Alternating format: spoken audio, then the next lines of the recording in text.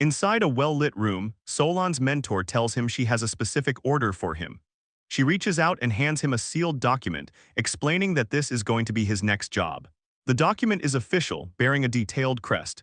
It's a single letter handed over by his teacher that carries a lot of weight. As Solon reads the contents, he can't hide his surprise. He realizes immediately that the information inside is a big deal. The offer is for a position as a home tutor. Solon thinks about his background as a commoner and a former adventurer, realizing that a job like this is the kind of thing that will completely change the course of his life. The scene moves to the eastern region of the Thracian Empire, where the city is bustling with people and a train runs along the outskirts. Later on, Solon is approached by someone who starts off with an apology before dropping some heavy news.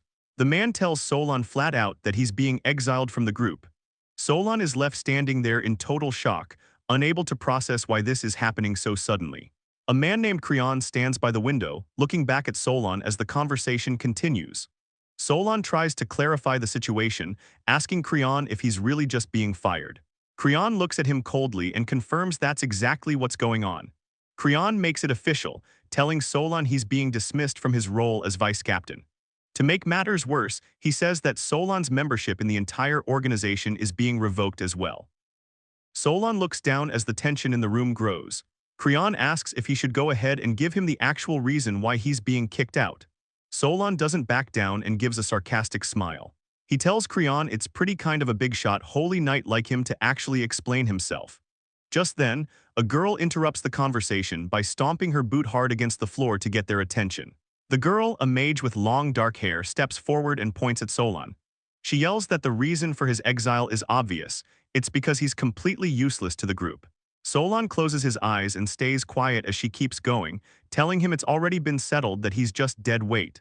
Solon looks pretty frustrated and tries to defend himself, questioning the idea that he's useless since he's always put in the work. The mage girl brushes him off, admitting that while he can use magic swords, attack magic, and even some healing, he's basically just average at everything. She tells him point-blank that he's mediocre. She starts comparing him to the rest of the team, saying they have Garrulus for defense and Creon for top-tier sword skills. She adds that her own attack magic is way more powerful than anything he can do. Moving on, she mentions they even have their leader, Fyia, to handle all the high-level healing magic. Solon stands there in the middle of the room, looking completely defeated as he realizes he's been replaced in every role. Solon finally speaks up and asks where Fyia is, noticing that the leader isn't actually there to see him get kicked out. Creon explains that while Fyia isn't there, all the group executives decided on his exile, and she's totally on board with it. Solon tries to argue, pointing out that he's supposed to be one of those executives too. Creon gives him a cold look and asks if he still doesn't get it. He tells Solon straight up that he isn't an executive anymore. Solon looks completely crushed as he's told that the group simply doesn't need any dead weight holding them back. Solon doesn't want to let it go and reminds them that he's the reason the Night Order got this big. He lists off everything he did, from scouting members and finding money to planning their dungeon raids, asking them if they can even deny his work. Creon doesn't even flinch, saying they appreciate what he did in the past, but they've already decided he's no longer necessary for the team. The room goes quiet as the gap between Solon and his former friends feels wider than ever. Solon clenches his fist tight. He can handle being kicked out, but something about how they did it really stings. He thinks back to when he, Creon, and Fyia were just kids making promises to each other. He feels like they should have at least talked to him about this before making a final decision. Moving on, Solon just stands there with a bitter look on his face, unable to say anything else.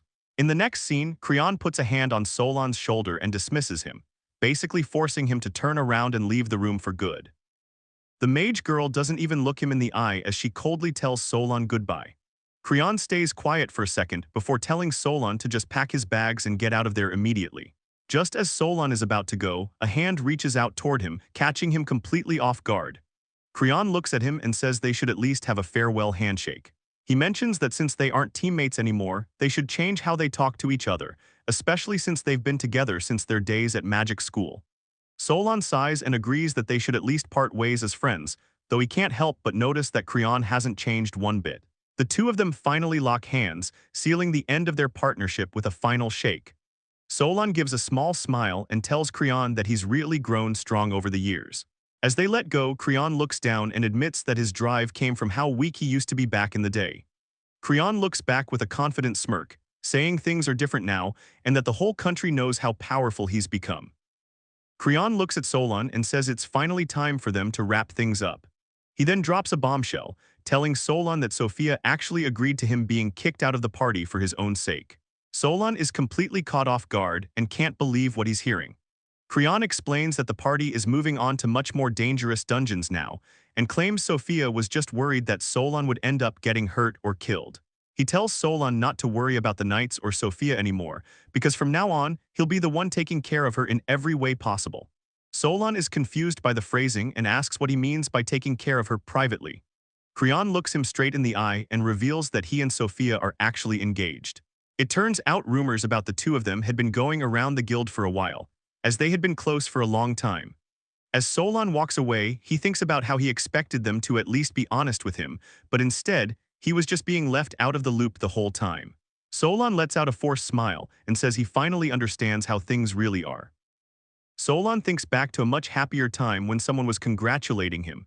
He has a genuine, peaceful smile on his face as he remembers the past. In the flashback, a younger Solon excitedly tells his friends that he plans to start his own night order once they all graduate. Sophia looks interested and asks if she and Creon can be part of it, and Solon doesn't hesitate to tell her that of course they can join. Solon tells Sophia that he wants her to be the one handling the healing for the group. She looks thrilled by the idea and tells him he can definitely count on her for that. The conversation shifts to Creon, who is apparently aiming to become a knight. Young Solon looks a little down on himself, admitting that while that's true, he feels like he's pretty weak. Solon doesn't stay down for long though. He tells his friends it'll be fine because he's going to use his magic sword arts to support both of them. Hearing that, the other two start to come around to the idea. Solon gives a big grin and says the deal is officially settled. Looking at his friends, Solon proudly declares that the three of them are officially the very first members of their future Night Order. The three kids put their hands together in a circle. Solon says they should all cooperate to build the strongest Night Order the Empire has ever seen, while Sophia and Creon both promise to give it their all. Back in the present, the memory fades as Solon sits in the back of a carriage. He looks pretty somber, clearly stung by how much things have changed since those childhood promises. He snaps out of his funk and stretches his arms, realizing he was starting to drift off to sleep. He looks out as they get closer to the Imperial capital. Solon stares at the floor of the moving carriage, wondering to himself how many more days it's going to take before they finally reach the Imperial capital. As he sits there lost in thought, he notices a young girl sitting right next to him. She's clutching a basket and keeps glancing over at him like she wants to say something. The girl finally speaks up and asks if there's something on his mind, which catches Solon totally off guard. She quickly apologizes for staring so much, but Solon tells her it's really not a big deal. While they talk, he notices her clothes look pretty high quality for a regular traveler. The girl introduces herself as ClariS and explains that she works as a maid at the Imperial Palace, so he doesn't need to worry about her being a suspicious person. Solon is actually pretty impressed by that and tells her so. ClariS gets a bit shy, scratching her head and saying she wasn't trying to brag or anything. Another passenger asks if she's headed home, and ClariS explains she's just visiting her family. She turns back to Solon and tells him he can drop the formal tone since she's definitely younger than he is. Solon circles back to his original question and asks why she was staring at him in the first place, which makes her turn bright red. ClariS asks him what his name is, and while Solon agrees to tell her, he starts second-guessing if using his real name is actually a good idea. She admits she was just looking for a conversation partner to pass the time, and since he looked like the only person around her age, she ended up watching him. Solon decides to go with a fake name and introduces himself to ClariS as David. He tells her it's a pleasure to meet her, and ClariS happily says the feeling is mutual. ClariS points to the weapon he's carrying and asks if it's a magic sword, wondering if he's actually a magic swordsman. Solon is impressed she caught that and tells her she's got a good eye. ClariS gets excited about being right, mentioning she knows a little bit about these things even though she's never seen a real magic sword in person before. Solon is curious and asks how exactly she was able to tell what it was. She smiles brightly and explains that it's because the famous Solon is a magic swordsman too. Solon is caught off guard hearing his own name and repeats it back to her. ClariS enthusiastically confirms that's who she's talking about. She asks David if he's heard of him, gushing about how Solon is incredibly cool and how she's actually a massive fan of his. ClariS starts listing off his legendary deeds, like saving a saintess and fearlessly taking on demons in ancient ruins. She calls him a true knight among knights, while the real Solon sits right there thinking he isn't nearly as impressive as she's making him out to be. As she keeps praising him, Solon realizes he definitely made the right move by not using his real name. ClariS goes on about how inspiring it is that Solon started as a regular commoner, but rose up to become the vice-captain of the strongest knight order in the Empire. Solon just listens, giving a plain response while she talks about how much she admires him. Solon keeps his thoughts to himself, thinking about how he isn't even part of that order anymore and felt like he was useless there anyway. Meanwhile, ClariS tells him that normal people are only able to live in peace because adventurers like Solon, and now David, are out there clearing ruins. Everything is going fine until the horse suddenly neighs and rears back, bringing the carriage to a violent, screeching halt. ClariS is caught off guard by the jolt and lets out a startled cry as they're thrown around inside. Solon moves quickly and catches ClariS before she can get hurt, holding her steady. He asks if she's okay, and she manages to thank him while still trying to process what just happened. ClariS looks around nervously, wondering aloud why they would just stop in the middle of nowhere like this. While she's confused, Solon is already scanning the area with a serious look on his face. Solon's expression sharpens as he realizes the situation is exactly what he feared. He tells her straight up that they're being attacked. ClariS freezes up when she hears that, but Solon doesn't waste any time. He starts moving toward the door and tells her to stay low and keep still, and she nervously nods, promising to do what he says. As he steps out, Solon assesses the situation and sees that the guards have already been taken out. He counts about 4 to 6 enemies surrounding the carriage, split between the front and the back. A large, bald bandit leader with a scar on his head steps forward, laughing as he rests his sword on his shoulder. He's clearly enjoying this, shouting about how the people in the carriage look like they're going to be worth a lot of money. The leader leans in to get a better look at his prizes, counting them off one by one. He notes there are 3 men and 1 girl inside. His eyes land on ClariS and he points out that she looks like a high-class young lady. ClariS is absolutely terrified, clutching her belongings and shaking as the bandit focuses his attention on her. The bandit leader grins to himself, thinking about how lucky he got today. But just then, Solon steps out of the carriage to face him, making the bandit stop and look up. Solon steps out of the carriage with a look that shows he's ready for business. The door creaks as he moves, leaving the other passengers watching him with wide eyes from the safety of their seats. The bandit leader isn't impressed and looks Solon up and down. He asks the kid if he's actually trying to be a hero and protect the people inside. Solon doesn't miss a beat. He looks right at the guy and tells him that yeah, that's exactly what he's planning to do. The leader finds this pretty funny at first. He laughs it off and asks Solon if he really thinks he can handle the jet black mountain bandits all on his own. Hearing the gang's name makes the young passenger, David, freak out in the background, but Solon stays cool. He repeats the name like it's nothing and tells them he's not going to hold back, so they'd be better off just walking away now. That comment definitely hits a nerve. The bandit leader's face tightens and a vein pops in his forehead as he tells Solon he's got a big mouth and decides he's heard enough. The leader growls that Solon is going to regret being so arrogant.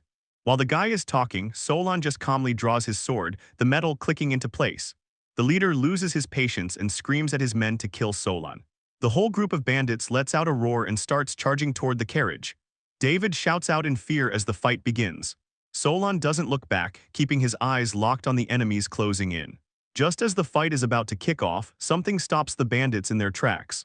A hooded figure suddenly appears in a flash of heat and flames, catching the attackers completely off guard.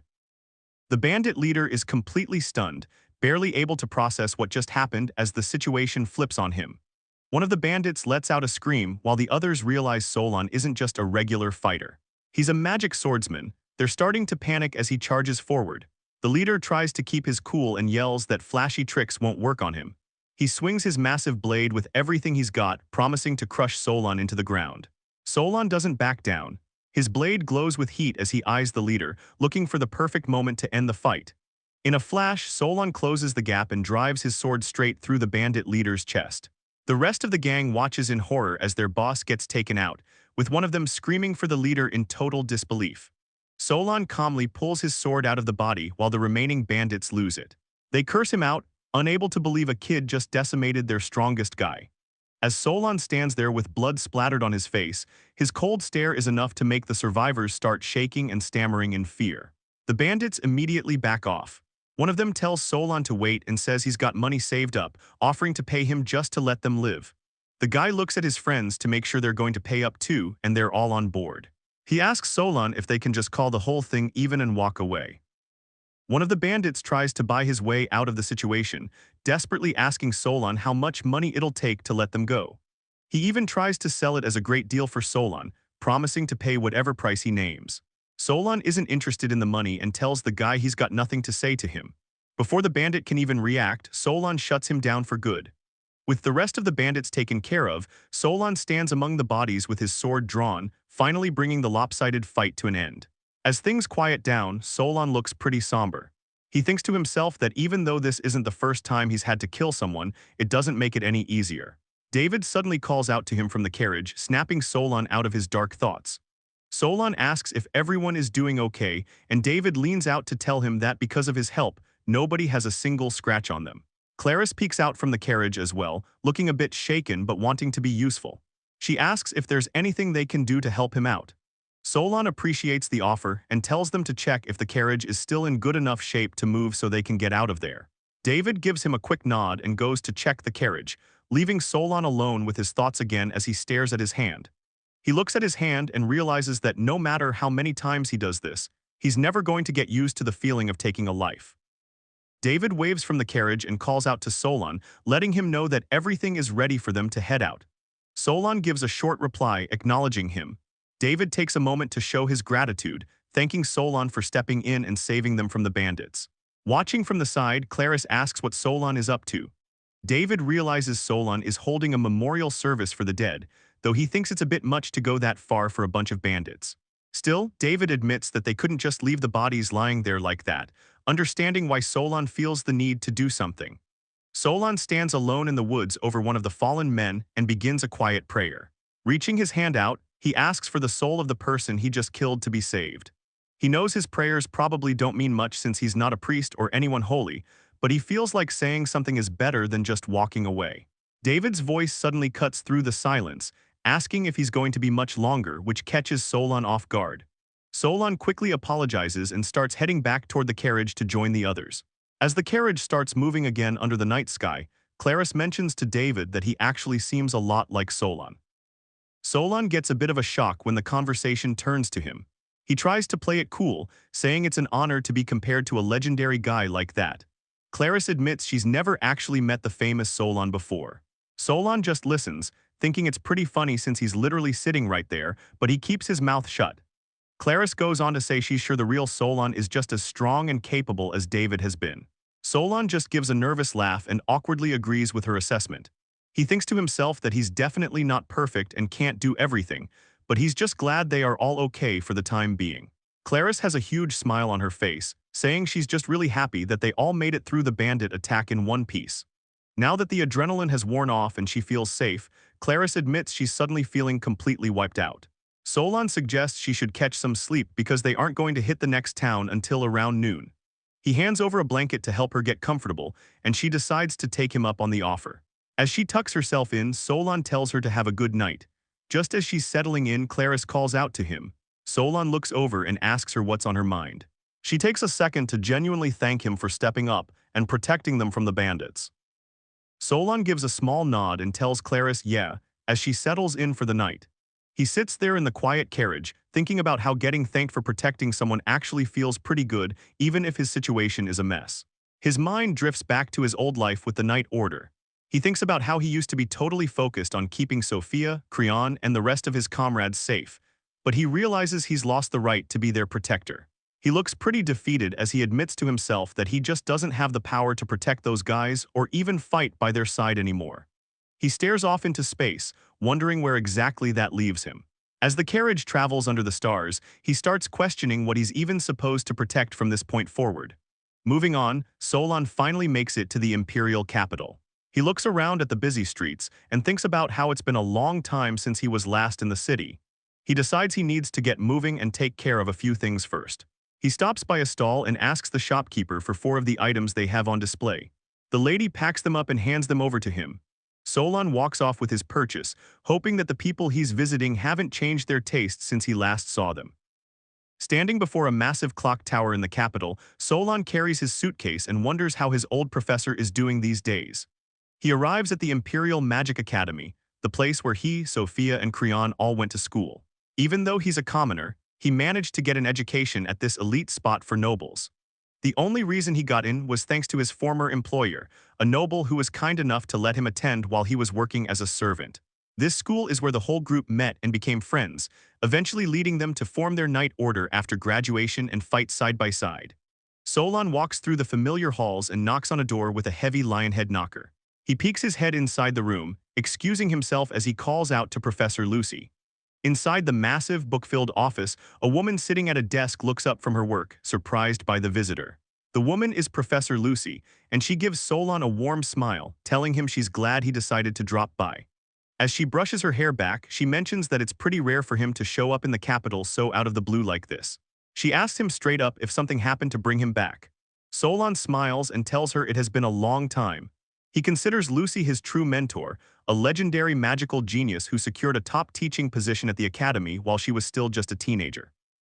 Lucy mentions she heard the Knight Order was busy out in the east and asks Solon if he's the only one who made it back to the capital. Solon confirms that he's the only one there. Lucy gives a thoughtful look and hums to herself while she studies him. She stares at him intently for a moment before starting to say his name, trailing off as if she's noticed something. Lucy playfully asks if he was just standing there staring because he was captivated by her beauty. Solon realizes right then that her personality hasn't changed one bit since he last saw her. Solon gives in a little and admits he was looking, mostly because he can't really lie and say he wasn't.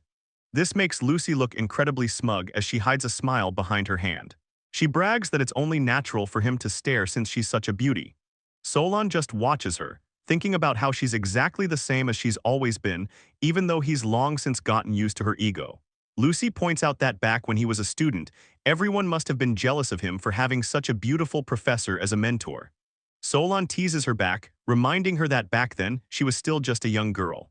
Lucy acts annoyed that he's always finding ways to nitpick her words.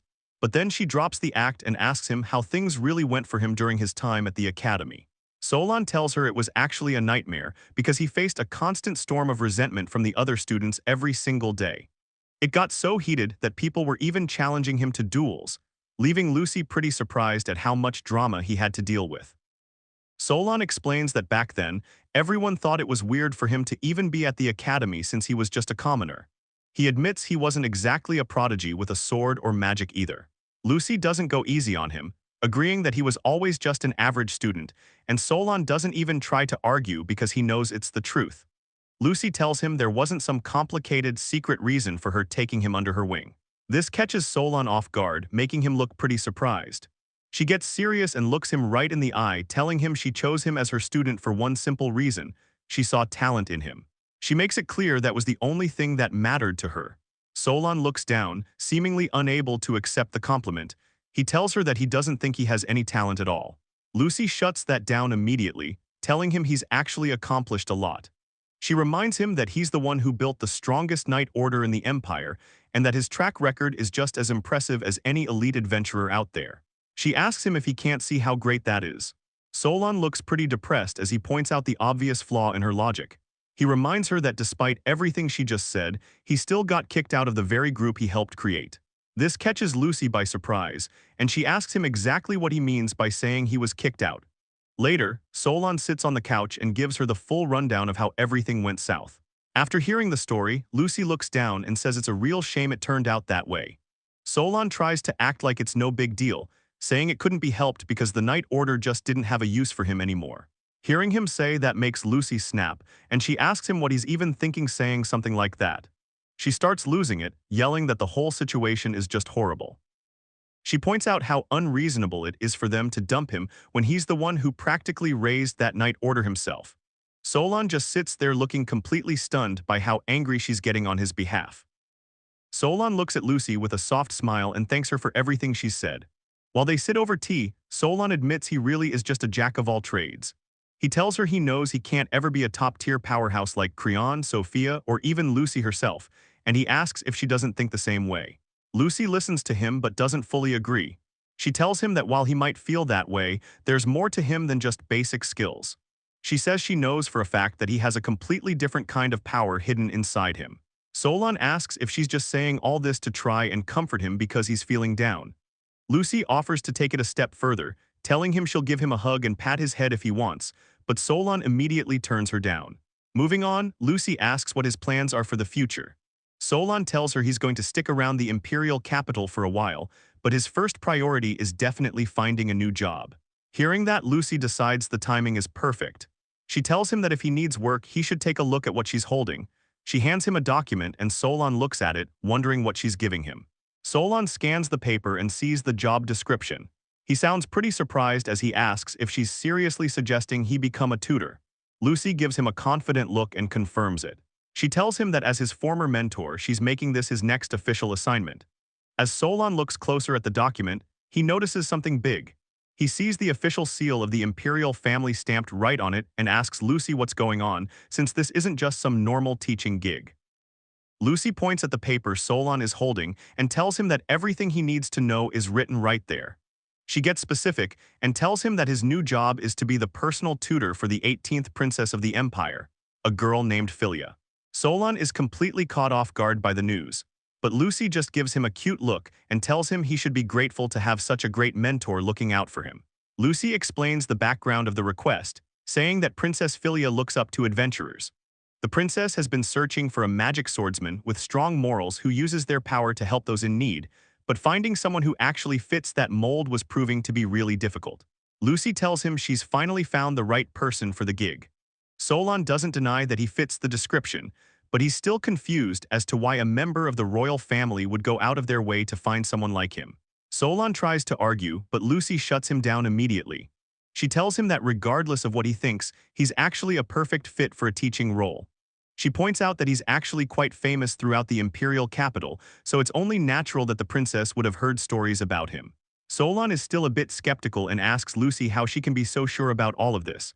Lucy just smiles and says it's because he's her star student and she's proud of him. Later on, Solon makes his way to the palace. A guard stops him to ask what his business is, and Solon shows him the letter of introduction Lucy gave him. The guard checks the letter and tells Solon he's good to go. Solon thanks him and heads inside the palace grounds. As he looks around, Solon starts feeling a bit out of place. He wonders if the royal family actually meant to call for a guy like him. He remembers Lucy's face and her telling him that everything is going to be fine. Solon stops for a second and tells himself he can do this.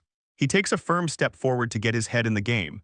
Lucy's voice is still in the back of his mind, telling him she knows he's got this. Solon admits he's a little nervous, but he's not going to let it stop him. He decides that since he's already accepted the gig, he's going to give it his absolute best. He keeps moving toward the palace as Lucy's voice reminds him that he'll be a great teacher for the princess. The imperial palace is massive, sitting right in the center of the capital. It was built using all the wealth and top-tier tech the empire had to offer, and it's home to the emperor, the empress, and the rest of the royal family. Walking through the grounds, Solon realizes the last time he was actually here was for his Magic Academy graduation. The sheer scale of the place is just way bigger than anything he's used to. He smiles to himself, thinking about how he never would have guessed this place would end up being his new job. As he walks, he recalls Lucy mentioning that even though Fyia is a princess, she's only the 18th in line. That means she doesn't really have any actual power or influence in the palace. Professor Lucy explains the situation, noting that since the princess's mother passed away, she's had no one to back her up or support her within the palace. She points out that because the princess is so isolated, it was vital to find a tutor who was actually trustworthy. Solon nods along, finally understanding why the stakes are so high for this job. Lucy mentions that the palace reached out to the Magic Academy for a referral, but then she corrects herself. It turns out the request was sent directly to her personally. Solon is a bit surprised by that, but Lucy just says she has her own connection to the princess. She tells him she's just happy they found the perfect person for the role. Looking him straight in the eye, Lucy tells Solon that she's counting on him to take good care of the princess. As Solon walks through the palace, he thinks about how he hasn't seen Lucy look that serious in a very long time. It really hits home how important this assignment is. Walking further into the building, Solon spots a maid standing quietly in the middle of the hallway. He notices how young she looks and wonders if she's waiting for someone. Just then, she looks up and catches his eye. The girl asks if he's Solon, and when he says yes, she introduces herself as Rhea. She tells him she's one of Princess Filia's personal attendants. Rhea gives a polite bow and offers to lead him to the princess's room. Solon thanks her and follows her lead. Solon thanks Rhea for being so helpful and kind while leading him through the palace. Rhea goes quiet for a second and just looks at him, which makes Solon realize he might have been a bit too formal. Ria starts giggling and tells Solon that the rumors are true about him being a really nice guy. She also mentions that he doesn't need to use such polite language with a maid. Solon gets a bit embarrassed and apologizes, admitting that he's just feeling pretty nervous about the whole situation. Ria finds it funny that a famous hero like him would be nervous and offers to carry his bag for him. Solon tells her thanks but insists that he doesn't really consider himself a hero. Even though he denies it, Ria looks him in the eye and tells him that in her mind, he definitely is one. She gives him a warm smile and says she's just happy she gets the chance to talk to a hero like this.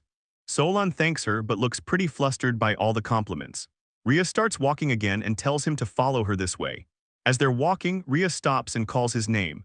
Solon turns back to see what she needs. Looking down at the floor, Ria asks him how she could eventually become strong like he is. Solon is caught off guard by the question Ria just asked him. Ria admits that she actually wants to be a magic swordsman just like him. She worries she might be overstepping since she's just a beginner, but Solon tells her that's not it at all. He actually thinks she's got more natural talent than he does. Ria asks if he's being serious and Solon says he definitely is. He explains that as a magic swordsman himself, he can tell when someone has a real knack for magic. While Solon thinks to himself that she could even become a legendary sage, with the right training, Ria gets stars in her eyes and asks if he'll be her master. Solon is totally shocked by the sudden request. Ria tells him she's sure she can get strong if he's the one teaching her directly. He gives her a bit of an awkward smile and says she might be right, but he's wondering where this is all coming from so suddenly.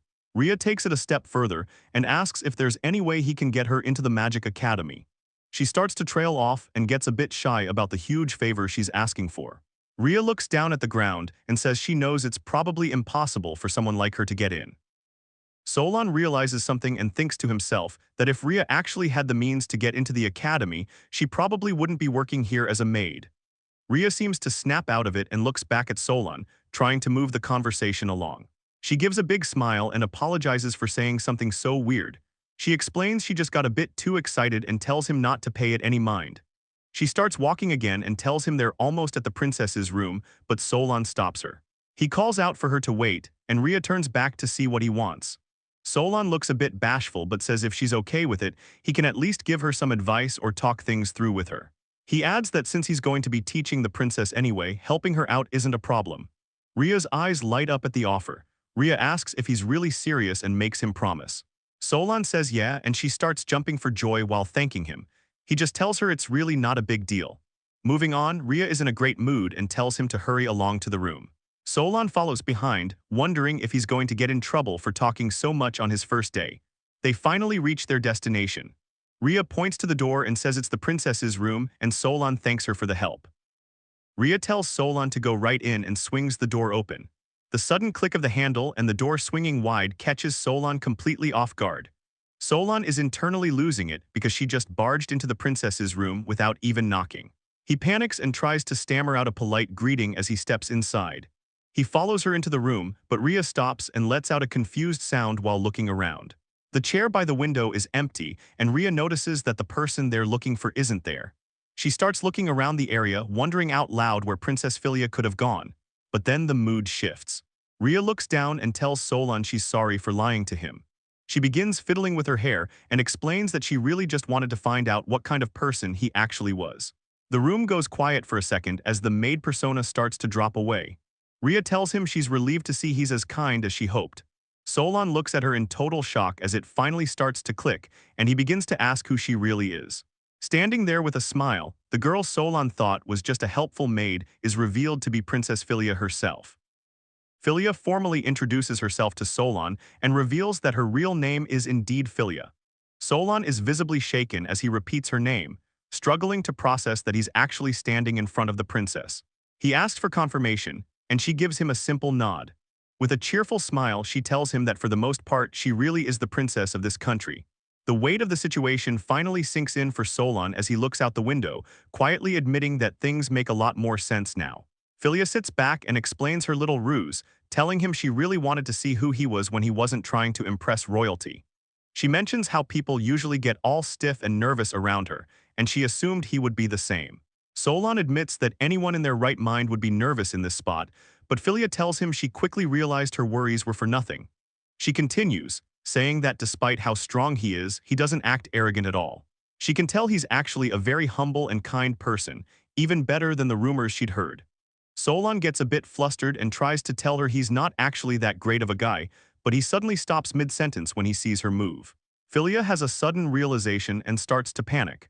She feels bad for talking so much without even serving any tea, so she tells him to wait while she gets some ready. Solon is horrified and tries to stop her, asking if a princess is really about to brew tea herself.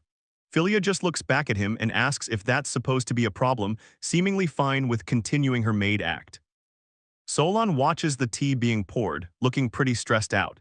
He thinks to himself that this is actually happening and starts worrying if it's even okay for a princess to be the one making tea for him. Solon tries to step in and offer to do it himself, but Fyia just winks at him. She tells him to stop treating her like a little kid and says that making a cup of tea is basically the easiest thing in the world. Fyia tells him to keep his eyes open and watch closely. Just then she snaps her fingers and creates a small flash of light to heat things up. Solon is actually pretty impressed, noticing that even though it's just basic fire magic, she's got a real handle on it. Fyia looks proud of herself, explaining that the secret to a good cup of tea is making sure the water is at a full boil. As she pours the water, Solon finds himself wondering who could have possibly taught her magic in the first place. A few moments later, Fyia sets the cup down in front of him and tells him it's ready. She tells Solon to give it a try, saying she really hopes he ends up liking it. Solon picks up the cup and agrees to have some. Solon takes a sip of the hot tea while Fyia watches him closely to see his reaction. Fyia asks him what he thinks. Solon tells her it's actually great and points out that the tea leaves she used must be the highest quality. Fyia is completely shocked by his comment. She loses her cool for a second and asks if he can really tell how good the tea leaves are just by taking one sip. Solon mentions that he's done a bit of studying on the subject and asks if the tea is a spring-picked variety from the Grey Kingdom. Fyia is pumped and tells him he got it exactly right. Fyia is super impressed that he can tell all that just by taking a sip, but Solon just brushes it off. He tells her it's really not that big of a deal and anyone could do the same if they studied a little. He thinks back to his time with the knights, remembering how he had to handle trade to keep their funds in check. Because of that, he ended up having to learn about all sorts of different things. Fyia suddenly gets a bit quiet and says she's actually really glad. Solon looks at her, feeling a bit surprised by the sudden change in her mood. Solon asks her what she's so glad about. Fyia looks right at him and explains that she's talking about him. She explains that since he's so much more mature than she is, she was actually a bit worried at first. However, she's happy because he treats her like an equal and talks to her normally, just like her maid Rhea does. Fyia smiles, saying she's relieved that he isn't the type of person to get a big head about being a hero or act arrogant because of his status. Solon looks a little awkward and tells her he's honored she feels that way, but he tries to argue. Solon tries to tell her he isn't the great person she thinks he is, but Fyia snaps and tells him to stop. She gets right in his face, insisting that since he's her master now, he needs to stop the formal talk and just speak to her normally. Solon is caught off guard by how sudden this is, but Fyia isn't done. She looks away and adds that she really wants him to stop calling her Your Highness as well. She looks back at him, looking a bit shy, and tells him she wants him to call her by her name, Fyia. Solon says that even if she asks him to, it's a lot to take in at once. He thinks to himself that he really can't just drop all the formalities and talk to royalty like they're old friends. Solon is totally taken aback by her request and lets out a small gasp as he processes how serious she's being. Fyia is literally jumping up and down on the sofa, begging Solon to call her by her name even more. Solon looks pretty stressed and says the situation is already intimidating enough, so he can't just go around saying her name for no reason. Fyia leans in close and says she wants him to call her name even when there isn't a specific reason to talk. Solon looks a bit overwhelmed by her energy and asks if she really enjoys being called by her name that much. Fyia gives him a massive, happy smile and confirms that she definitely does. She explains that the reason she's so happy is that absolutely no one else in her life calls her by her actual name. The weight of what she said hits Solon, and he has a sudden realization. He starts to understand that as a princess in her specific position, she's actually pretty much powerless and isolated inside the imperial palace. Solon thinks to himself that nobody would normally go out of their way to get close to a princess who doesn't have any real influence. Meanwhile, Fyia looks thoughtful and suggests that maybe she doesn't even need him to use formal titles like lady when he talks to her. Fyia gets excited and tells Solon he should try calling her by just her name without any honorifics right this second. Solon starts to panic and begs her to give him a break, as that's way too much for him to handle. Fyia looks a bit disappointed and says it's too bad he won't do it, but she quickly cheers up and tells him she'll forgive him for now. Solon gives a polite bow and tells Fyia that he really appreciates her being so thoughtful toward him. Fyia looks up at him with a bright smile and says it's nice to meet him once again, calling him by just his name. Solon keeps it professional and says the pleasure is all his. Suddenly realizing the time, Fyia starts running off and says she has to go change her clothes before anyone catches her. Solon is a bit flustered and says he'll step out of the room to give her privacy, but she quickly tells him it's fine and that he should just stay right where he is. As the door closes, Solon stands there looking pretty nervous and starts second-guessing if it's actually a good idea for him to be in the room while she's changing. Just then someone starts knocking on the door. The door swings open and Rhea, the maid with glasses, walks in looking for the princess. She asks if Her Highness is around. Rhea stops in her tracks when she spots Solon standing there. She looks him up and down and asks him who on earth he is. Solon stays calm and introduces himself, explaining that he's the princess's new tutor. Rhea just gives him a flat, unimpressed reaction as she processes the information. A smug little smile creeps onto Rhea's face as she looks at him. She asks if he's really the new tutor and then tells him that he's a poor thing for taking the job. Solon is completely confused and repeats her words back to her, wondering why she called him a poor thing. Rhea starts heading back out and tells him to give the princess a message when she gets back. As she's leaving, Rhea tells him to tell Fyia that she needs to do a much better job of managing her maids. The door slams shut and Solon is left standing there by himself, feeling pretty drained by the whole interaction.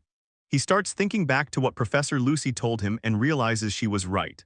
It's pretty obvious that people don't show the princess much respect around here. Just then, he hears the door click open again. He looks up, curious to see who's coming back in. It's Fyia, and she immediately apologizes for leaving him to deal with that awkward situation on his own. Solon tells her it was no big deal, but she thanks him anyway. She mentions that if someone named Teodora had caught her, she would have been in massive trouble. Solon gets a bit serious and asks her if that person from earlier was actually a maid or not. Fyia tells him that Rhea is actually her only maid. Solon is caught off guard by that and asks if she really only has one person looking after her. Fyia just gives him a bright smile and confirms that yeah, she doesn't have many staff members at all. Solon starts second-guessing himself, wondering if the way he asked that came off as rude or insensitive. He clears his throat to reset the mood and asks where the maid went, saying he'd like to introduce himself properly since they'll be seeing each other around. Solon starts to worry that his questions about her staff were out of line, but Fyia just asks if she said something weird to make him react that way. He quickly tells her no, that's not it at all. He tries to explain himself better, looking a bit awkward as he struggles to find the right words to describe why he's so surprised by her situation. Fyia is about to say something else when a small clattering sound catches their attention from across the room. Solon asks what that noise was, and Fyia spots something, pointing out that it looks like a letter has arrived. They walk over to find an envelope sitting in a small slot. Solon can't believe the room actually has its own built-in mailbox, while Fyia confirms it's definitely mail. Solon picks up the envelope and hands it over to her. She takes it and thanks him. As she looks at the seal, Fyia mentions that getting mail is actually a pretty rare occurrence for her. Solon watches her closely, sensing that the mood has shifted a bit. She goes quiet for a second while staring at the letter, so Solon calls out her name to check if she's okay.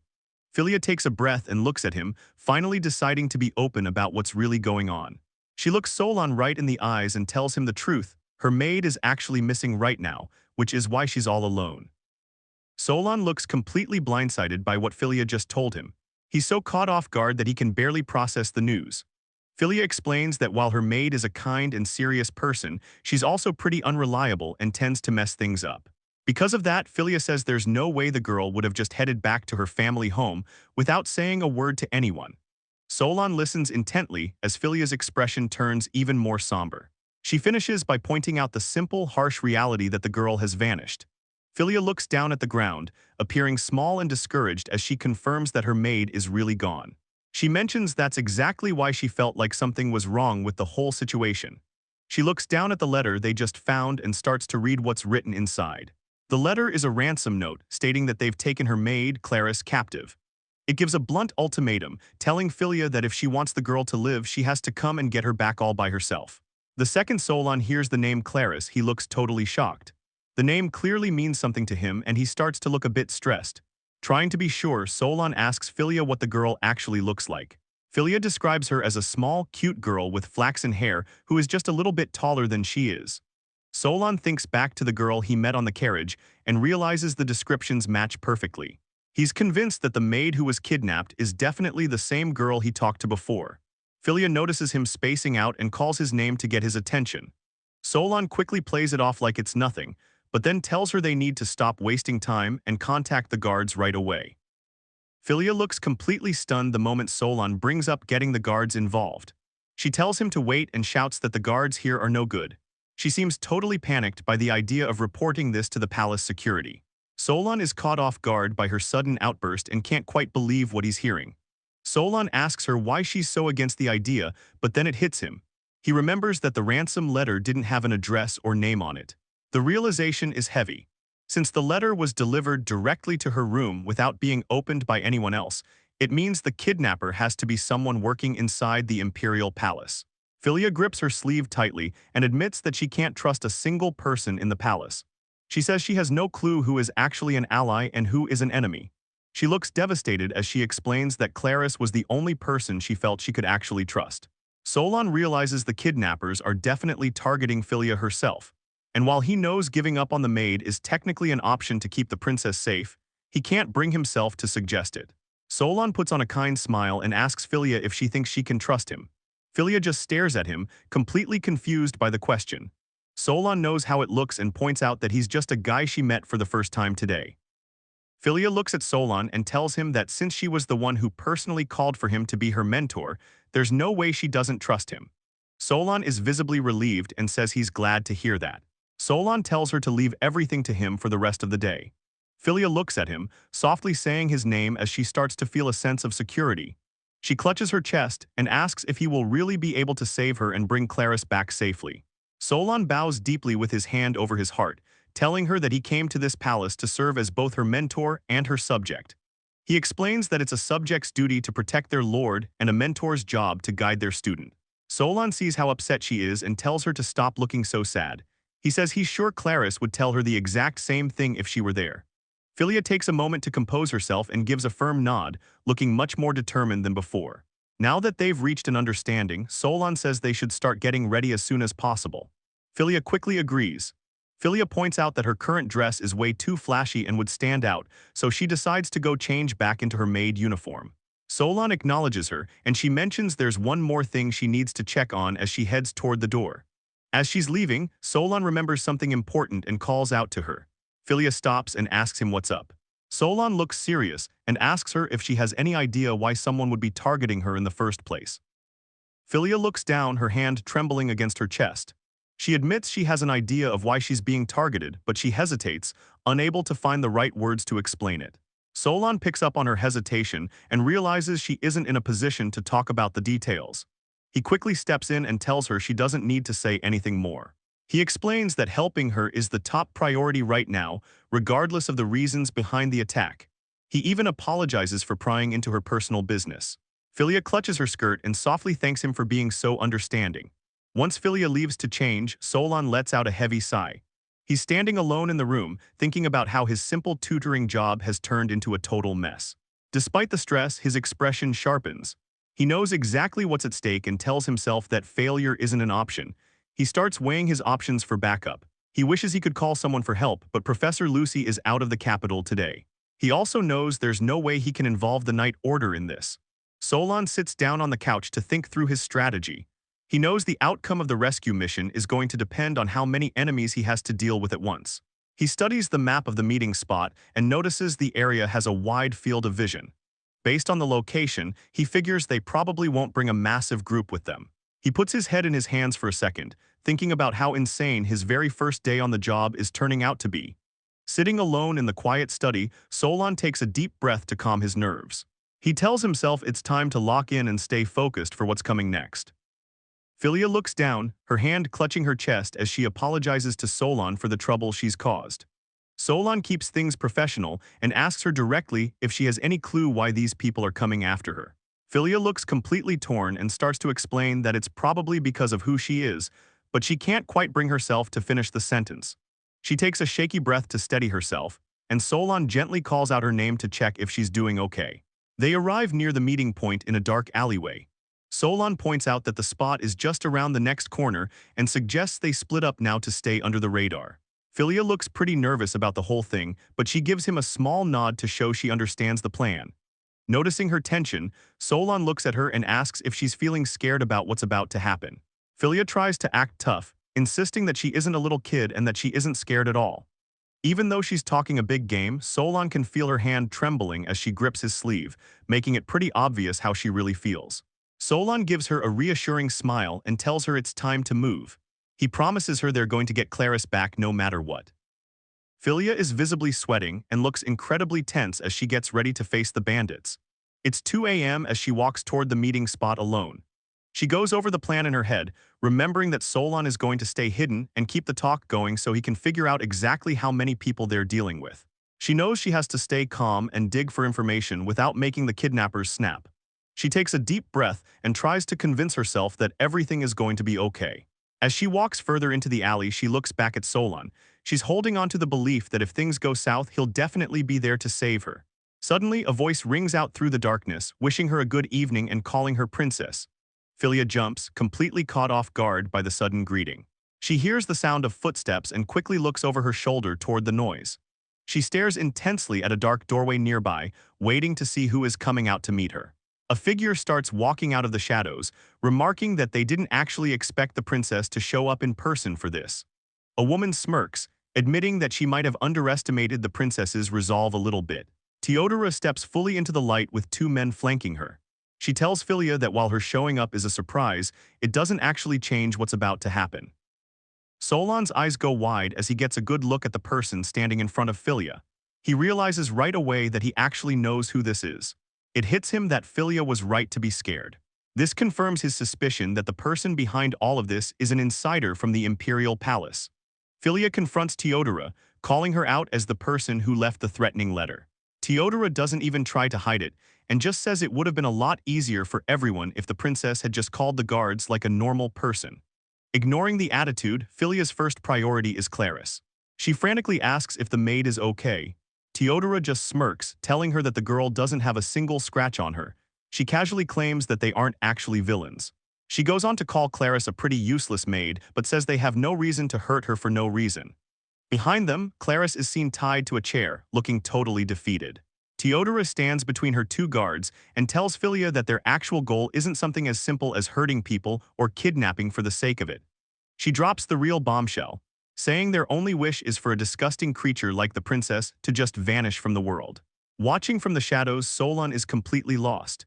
He can't wrap his head around why Teodora would call Fyia disgusting or what she even means by that. Fyia just stands there looking down at the ground in shock. She seems totally stunned by the pure hatred coming from someone she knows. Solon watches Fyia from his hiding spot and notices she's acting really strange. She's shaking and looks like she's about to break down.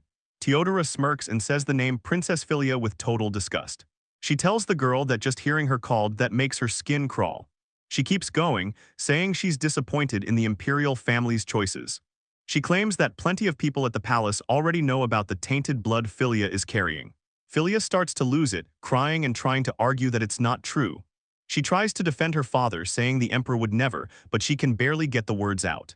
Teodora shuts her down instantly, shouting a loud no to cut her off. She looks like she's enjoying every second of Fylia's misery. Fyia begs her to stop talking and just stay quiet. While she's pleading, she's secretly terrified that Solon is going to hear all of this and find out her secret. She's spiraling, thinking that if Solon discovers the truth, she'll lose any chance of saving ClariS. To her, this is the absolute worst-case scenario. Teodora just laughs at her and says there's no reason to be so scared. She casually mentions that everyone standing in the room right now is already in on the secret. Fyia is frozen in shock as Teodora says the quiet part out loud. She tells her that everyone knows she's actually the daughter of a demon.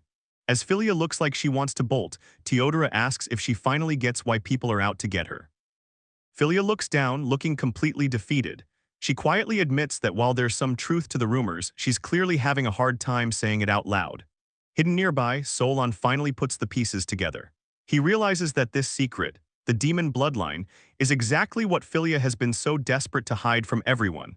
Solon thinks about how demons are usually seen as dangerous monsters that haunt old ruins. It's hard for him to process that a princess of the empire is actually a half-blood demon. Teodora doesn't hold back, mocking the emperor's lack of self-control. She scoffs at the fact that he went and got a demon slave pregnant, which resulted in Fyia. She continues her verbal assault, saying the imperial family is just trying to cover up their mess.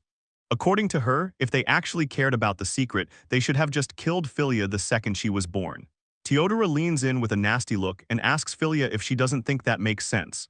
The words hit Fyia hard, and she clutches her chest as she tries to deal with the pain of hearing her own existence talked about like a mistake. Fyia manages to keep it together enough to ask Teodora what her real plan is.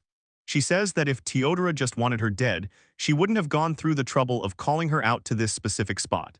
Teodora flashes a bright, disturbing smile and tells Fyia not to worry. She clarifies that she isn't planning on giving her a quick or easy death. Fyia looks completely shocked as she tries to wrap her head around what Teodora means by not making it easy. Teodora lays out her twisted plan. She says she's going to start by telling the whole world that a demon's daughter has been hiding in the royal family. She wants everyone to remember that demons are the enemy, and once she's finished making Filia's life a public nightmare, she plans on killing her. But only after she's had plenty of time to torment her first. Teodora thinks this is the perfect way to wake up the public, who she believes have gotten way too soft on demons and beastmen lately. Fyia can barely believe what she's hearing, and it finally clicks for her. She realizes Teodora belongs to a group called the Union of Righteous Men. Teodora gets hyped up and confirms she's part of the group, rolling up her sleeve to show off a tattoo of a skull and a cross on her arm. She says that in her mind, every single pure-blooded human should be a member of the Union. She goes on a hateful rant, calling Fyia a thing that isn't even human or demon. Teodora is disgusted by the idea of half-breeds existing at all, saying they just pop up everywhere and keep making more children. Teodora starts losing it, shouting that just thinking about people like Fyia existing makes her feel like she's going to go crazy. Fyia stands there in silence for a moment, her hand trembling as she grips the fabric of her dress. She looks up and quietly asks Teodora a question. Fyia asks her why she hates demons so much. Teodora just looks back at her with a blank, creepy expression and asks if the answer isn't already obvious. With total coldness, Teodora says it's simply because they're disgusting. She leans in close, her eyes wide and intense, and asks Fyia if she really thinks there needs to be any other reason than that. The sheer, casual hatred in Teodora's voice leaves Fyia completely shaken. She stands there frozen, unable to even breathe as the weight of the situation hits her. One of Teodora's men approaches her, addressing her with respect and asking for her next command. Teodora doesn't even look at him, simply saying no as she decides to take matters into her own hands. Teodora calls out to Fyia, mockingly referring to her as the devil's daughter. As she speaks, she draws a thin white wand, preparing to use her magic to finish the job. One of the guards is suddenly caught off guard by a disturbance behind him. Teodora remains cold and focused, telling Fyia that she's going to put her to sleep for a while. The tattoo on Teodora's arm is visible as she raises her wand, which begins to glow with a sharp, crackling light. She tells Fyia to stay calm, claiming the spell won't hurt her at all. Teodora shouts that today is the day it all ends. She unleashes a massive burst of magical energy, and for a second, it looks like Fyia is done for as she stands there in shock. The light fades and Fyia slowly blinks her eyes open. She's still alive, but she's completely confused about how she survived the blast. Solon is suddenly there, kneeling on the ground and shielding Fyia with his arm. He tells Teodora that the tables have turned and it's now 3 against 1, then asks her what she plans on doing about it. Solon looks down at Fyia with a reassuring smile. He speaks to her gently, making sure she isn't hurt after everything that just happened. Fyia manages to say she's okay, while in the background, all of Teodora's men are lying unconscious on the ground. Teodora stands there frozen, staring at Solon and trying to figure out who he actually is. It finally clicks for Teodora. She recognizes him as the tutor from earlier in the day. She's totally lost, asking him why on earth he's showing up here now. Teodora can't wrap her head around what's happening and asks Solon why on earth he's protecting the devil's daughter. Fyia just stays quiet, totally shocked by the question. Solon doesn't hesitate for a second, telling Teodora that he's doing it because he's Fylia's tutor. Fyia looks up at him, caught off guard by how certain he sounds. He adds that on top of being her teacher, he's the magic swordsman Solon, and his whole deal is helping the weak while taking down the strong. Teodora just stares at him, repeating his name like she's trying to place who he is. The men around her start whispering, realizing this is the same Solon they've heard stories about, specifically mentioning his connection to Sophia and the Holy Knights. Teodora just lets out a cold huff, not looking impressed at all. She asks why any of that should matter to her. Honestly, she says it's actually better this way, seemingly glad she can take him out too. Solon doesn't back down and tells her that no matter what anyone says about him, he's only going to do what he thinks is right. Moving on, Solon looks down and calls Fyllia's name to get her attention.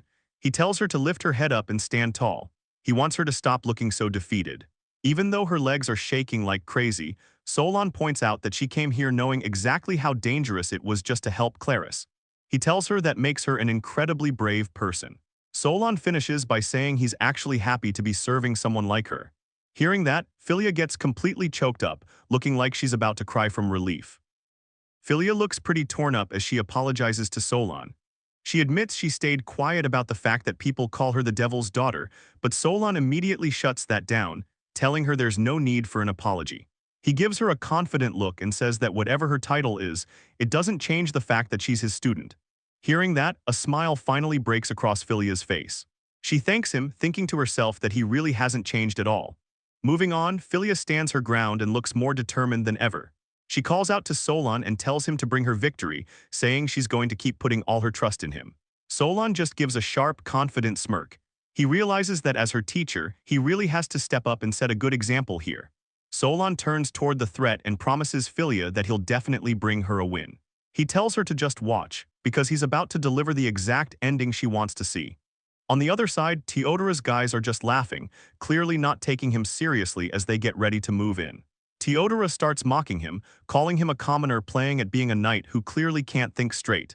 She says she's going to make him seriously regret taking the devil's side. Massive flames erupt as Teodora and her guards launch their magic. She shouts at them to hurry up and kill Solon so they can grab the girl. Fyia calls out to Solon, clearly worried about the situation, but he just moves forward and tells her to leave everything to him. As the massive wall of fire closes in, Solon swings his blade and slashes right through the magic, dispersing the flames instantly. The guards are losing it, and one of them shouts in disbelief that he actually cut through the fire. Another guard realizes they're in trouble and says this is getting bad. Solon looks at the panicked guard and casually tells him that deflecting an attack like that is easy even for him. Before they can even react, Solon closes the distance and starts dropping them. He strikes the first guard, who can only let out a groan as he's hit. Solon doesn't slow down for a second, delivering a heavy blow that sends a shockwave through the area. The guards hit the dirt hard, and Teodora just stands there frozen, unable to believe her elite team was taken out so fast. One of the guards is still conscious on the ground, thinking to himself that there's no way they lost in an instant. He's desperate, telling himself he can't fail the mission like this. Determined to do something, the guard grips his weapon tightly and decides that if things have come to this, he's going to go for one last desperate move. Moving on, Solon turns his focus back to Teodora. He tells her it's about time they finish this, which clearly catches her off guard. Teodora completely loses it. Realizing her mission is over and she's going to be caught anyway, she decides to take Fyia down with her. She lunges forward with a dagger, screaming that she'll at least kill the demon girl before things end. Fyia is caught in the middle of the chaos, frozen in place as a bright flash surrounds her. She can only let out a sharp gasp, completely terrified as the attack comes right for her. Before Teodora can do anything, Solon shuts it down instantly. He gets behind her and puts her in a lock, casually asking if she's finally done with her little tantrum. Teodora is in total shock that he moved that fast. After the dust settles, Solon stands there looking at the weapon Teodora used. He starts piecing things together, thinking about the Righteous Union. He knows they're an extremist group that absolutely hates demons and demihumans, which explains why they targeted the princess. Looking at the scene, Solon realizes how bad the situation actually is. He thinks it's wild that a member of a group like that could infiltrate the Imperial Palace so easily. It hits him that Fyia is never really safe, whether she's at home or out in the world.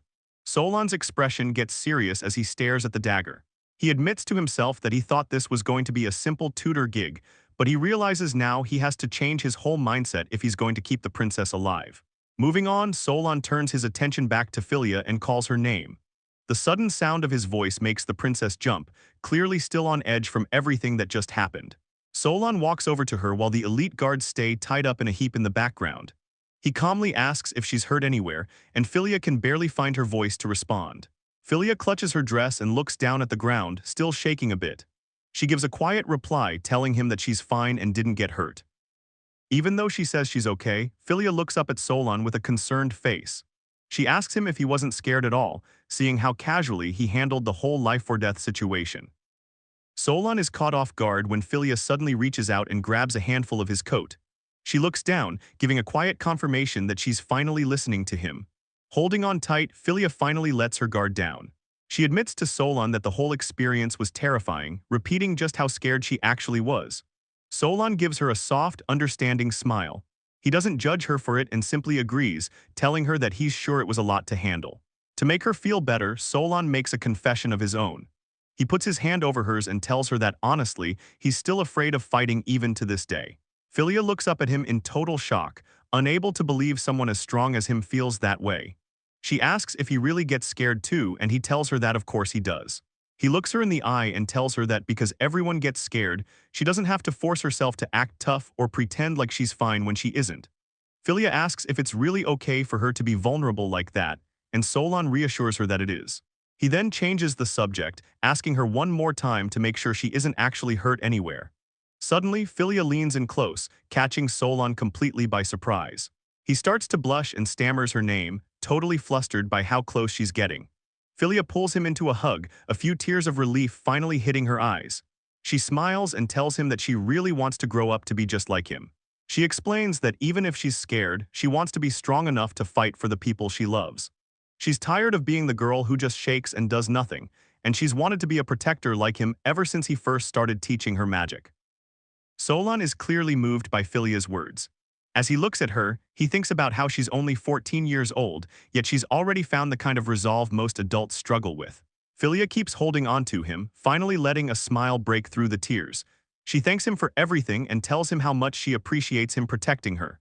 Solon stays humble and tells her she's very welcome. But the quiet moment is interrupted when the sound of a boot clicking against the ground echoes nearby. A familiar giggle rings out, and a close-up shows a very mischievous-looking smirk as someone watches them from the shadows. It turns out to be ClariS, who's standing there looking totally amused. She teases them, saying the princess and Solon are being way bolder than she expected. The romantic atmosphere vanishes instantly as Fyia jumps back, her face turning bright red. She stammers out ClariS's name and tries to act like nothing was happening. ClariS doesn't let the teasing linger too long and runs over to them. She changes the subject and asks Fyia if she's really okay to be walking around after everything that happened. Fyia is more worried about ClariS though. She asks about her injuries and starts blaming herself for what happened, but ClariS just gives a big grin and says she's fine since being tough is her best quality. Relief finally washes over Fyia, and she starts crying again, but this time they're happy tears. She's just glad that her friend is safe and sound. The group's little reunion is cut short when another voice calls out the princess's name from the distance, catching both girls off guard. Solon looks at Filia's teary face and tells her that she's going to get stronger. He points out that, if nothing else, she managed to save ClariS today. Fyia gives a loud, determined shout in response. With that, Solon reflects on how his very first day as a royal tutor has finally reached its end.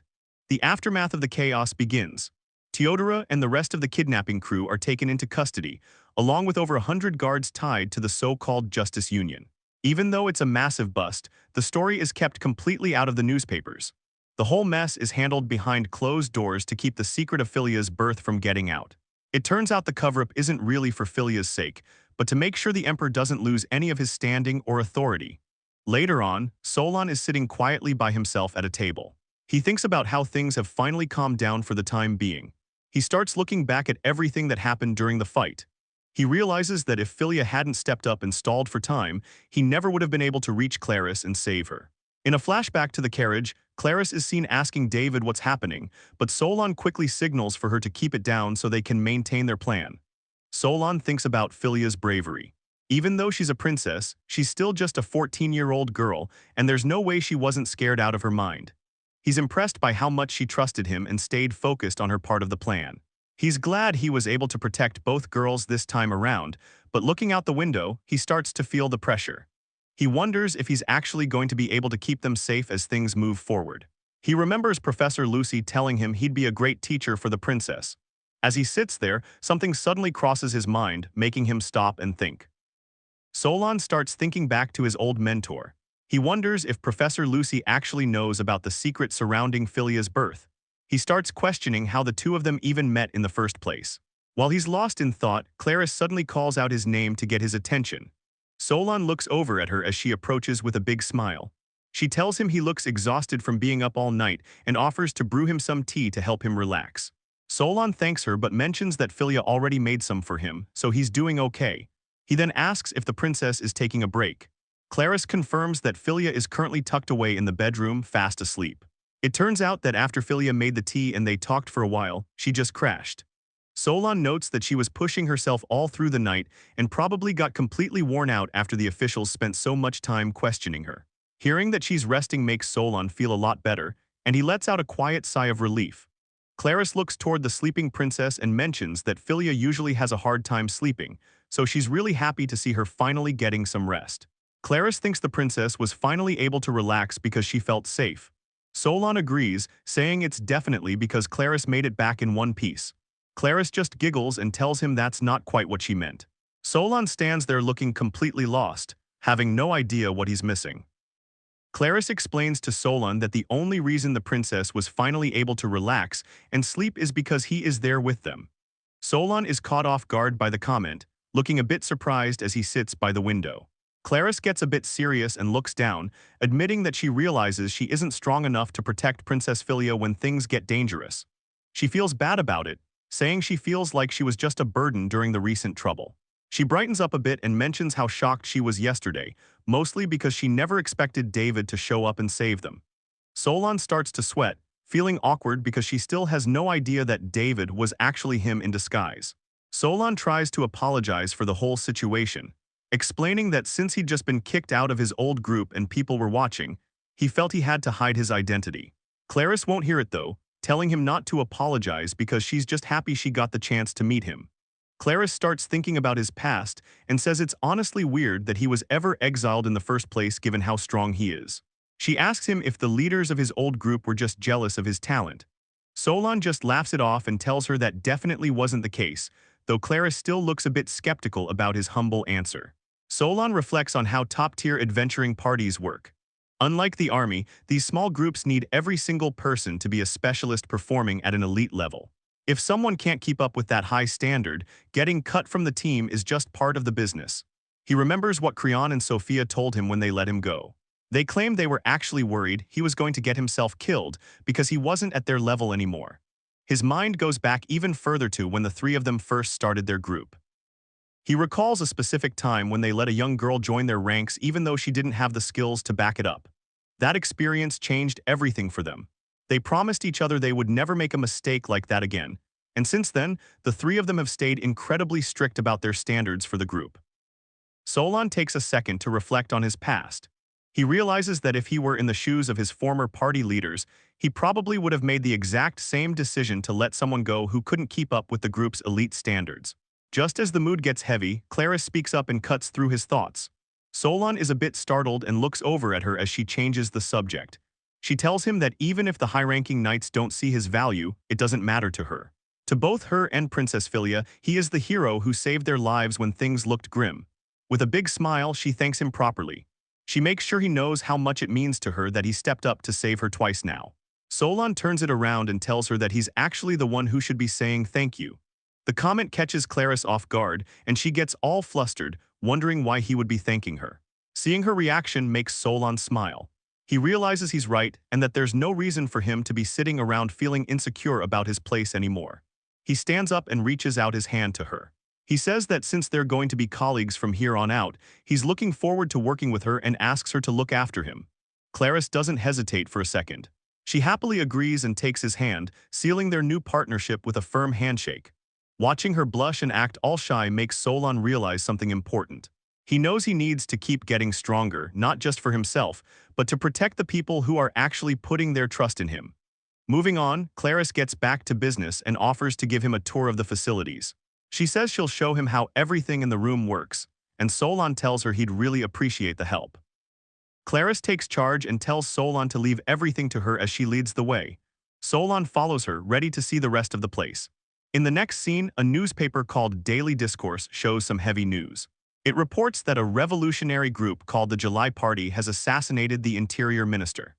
It seems like this was a move to protest a massacre of civilians that the Imperial Army carried out 2 years ago, and people are still looking into the details. The story shifts to a memory of Fyia when she was younger. She's standing alone while voices around her treat her like garbage.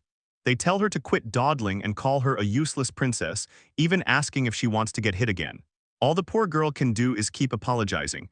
Fyia looks completely broken as she thinks about how much everyone hates her. She's convinced it's because she's the daughter of a devil.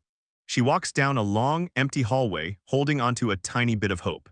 She tells herself that if she can just see her father, maybe things will change and everyone will finally accept her. Later, someone sits her down in a big chair and tells her to stay put. Fyia just gives a small response, doing exactly what she's told. She looks over and sees her father, the emperor, but he's not alone. He's sitting on his throne and acting all sweet with another young girl. Fyia just watches from the shadows and whispers to her father. Watching the emperor be a loving father to someone else hurts. Fyia looks away, thinking about how lucky that other girl is. As she starts to walk away, she can't help but wish she could be treated with that kind of warmth too. But just as she's leaving, someone yells at her to stop right where she is. Fyia finally builds up the courage and calls out to her father while he's sitting on his throne with another girl. The emperor seems caught off guard by the sudden interruption. She looks really nervous, blushing as she tries to find the right words to start a conversation with him. She tries again, softly calling him father, but he just sits there in total silence, his face hidden in the shadows. The silence breaks when the emperor coldly asks who she even is, and the shock of him not recognizing her hits Fyia hard. Fyia is completely stunned, barely able to make a sound as one of the attendants next to the throne starts to explain who she is to the emperor. The attendant leans in close to the emperor's ear, whispering the details about his own daughter as if she's just some random stranger. After hearing the explanation, the emperor just gives a dismissive response, acting like it's barely worth his time to even acknowledge her existence. Fyia is left standing there looking completely broken, her eyes wide with the realization that her own father doesn't care about her at all. The attendant tells the emperor it's time to move on to the next thing, and he just agrees and starts heading out. Fyia turns away, looking totally defeated. She reaches out a hand as she watches his back fade into the distance, begging him to wait and wondering why she's being treated this way. Fyia wakes up in her bed, realizing that the cold rejection she felt from her father was just a dream. Just then, ClariS opens the door and walks in, giving Fyia a cheerful morning greeting. As she approaches the bed, ClariS asks Fyia if she managed to get a good night's rest. Fyia sits up with a big smile and says she did, then happily wishes ClariS a good morning too. The scene shifts over to the eastern part of the empire, looking down over the busy city streets. Inside the city stands the headquarters of the St. Sophia Knights, marked by their large crested flag. Inside the building, things are pretty tense as someone slams their hand down, complaining about being the only one taking the fall for what's happening. It turns out to be Alt, the acting vice-captain of the Knights, and she looks absolutely furious. A guy named Notaras watches on with a smirk, thinking about how everyone is running their mouths now that Creon is gone. He thinks it's ridiculous how much heat they're getting just because a ruin investigation didn't go perfectly. Alt is losing it even more, thinking the idea of calling Solon back to the group is a total joke and she's not having it. A knock at the door breaks the silence in the room, catching Alt off guard. Alt turns toward the door and asks who's there, and a voice from the other side replies that it's her sister. Recognizing the voice as Flora, Alt relaxes a bit and tells her she can come in. As she walks into the room, Flora brings up the meeting they just had. Flora, who is an astrologer and a high-ranking member of the St. Sophia Knights, looks at her sister with a worried expression and asks if she's doing okay. Alt keeps her back to her sister while looking at the bookshelf, insisting she's fine and asking if that was the only reason Flora stopped by. Flora explains that she's actually worried because she heard Notaras talking about how they should call Solon back to the group. Alt tells her not to stress about that, explaining that the suggestion was already voted down and that she won't let things go wrong next time. Flora just gives a small nod in response. After a moment, Flora asks if Alt is really planning to send another scouting unit back to those ruins. Alt confirms the plan, saying she obviously can't let a repeat of the last disaster happen, so she's going to make sure she picks way better people this time around. Alt is clearly bothered by her sister's tone and tells Flora that she's being a bit harsh. Alt turns back and asks if she actually said anything wrong, while Flora just stands by the door looking hesitant to push the issue any further. Trying to justify what happened, Alt says it's not like she wanted those people to die, but she figures they were just a lot weaker than she expected, so there wasn't much she could do about it. Flora stays quiet, watching as Alt resolves to just pick better people for the next attempt. Flora tries to speak up again and Alt looks over, asking her what she wants now. Flora tentatively asks if there's any way they could just pick a different, easier location for the next expedition instead of going back to the same ruins. Alt shuts that idea down immediately, saying she has no intention of lowering the difficulty, which leaves Flora shocked and asking why she's being so stubborn. Alt explains that if she plays it safe, guys like Notaras will just have more reasons to talk trash about her. And as the acting vice captain, she can't afford to look like she's losing her nerve. Flora looks completely stunned by the pressure her sister is putting on herself and tries to protest. Alt cuts her off and looks distant, reminding Flora that it's already been 2 years since they finished magic school, implying that they don't have time to be playing it safe anymore. Alt explains that they need to get back at everyone back home who treated them like jokes for being twins. To do that, she says they have to pull off something so big that everyone has no choice but to praise them, which is why clearing high-difficulty ruins is a must. Flora looks pretty stressed out and says she gets the logic, but she's still clearly not on board with how dangerous this is. Alt just tells her to relax and not worry so much about it. Flora is left confused for a second as Alt starts walking away toward the window. Alt turns back with a smug look, saying that both of them are way stronger than Solon ever was. She then mentions that Creon is actually making things very convenient for their next move. Flora looks lost and asks what she means by things being convenient. Alt says it's going to be a huge surprise, but for now, it has to stay a secret from the rest of the group. Flora just gives a small nod in response. Alt leans in close to Flora's ear to whisper the details of the plan. Flora is totally shocked by what she just heard, looking like she can't believe what her sister is planning. Alt walks off feeling pretty good about herself, asking Flora if that isn't a great plan. Flora just stands there watching her go, looking more worried about her sister than ever. Alt is focused on the next ruin conquest, telling herself she's going to make it a total success. She's determined to put up way better results than Solon ever did. She feels like they were stuck before because Solon was holding them back, but now they can finally take on the high-level ruins they deserve. This is just the first step for her, so she's not allowing herself any room for failure. She's absolutely certain that once she pulls this off, Sophia will finally give her the praise she's been looking for. In her head, Solon was nothing but a nuisance. She's convinced that Sophia will soon realize Alt is the only one who truly belongs by her side. Alt says she's actually looking forward to the challenge and promises to make it work, all while the mage girl from the group watches from the back. She's ready to do whatever it takes to win, no matter what kind of methods she has to use. Meanwhile, Notaras is seen walking through the building. Notaras goes over the results of a recent vote, noting there were 4 in favor and 6 against, with 2 people skipping out. With those numbers, he knows the rejection was pretty much guaranteed. Notaras, who is an executive and summoner for the St. Sophia Knights, stops to think for a second. He says that it was worth it just to see that frustrated look on Alt's face for the first time in a while. Alt is shown nearby, looking like she's absolutely losing it with anger. Notaras starts laughing to himself as he walks away, which leaves another person in the hallway wondering what's so funny. Even with everything going on, there's a big, but to the whole situation that needs to be addressed. Notaras is thinking about how Alt doesn't really get how strong or weak her own people are. He's convinced that if she keeps running things this way, more people are just going to end up dead. He knows the deal with the noble executives like Alt. They're so stuck on themselves that they don't trust anyone else's input. It's common knowledge that Alt is so stubborn she won't even talk things over with her own twin sister Flora. But to Notaras, the real problem is Creon. He knows Creon sees exactly how badly Alt is messing up, yet he's just sitting back and letting the disasters happen. The St. Sophia Knights are actually famous for their policy of putting their members' lives first, which is why the public loves them so much. Aside from one incident way back when they only had 3 members, they've managed to keep a perfect record of 0 deaths. Creon used to be the biggest supporter of that policy.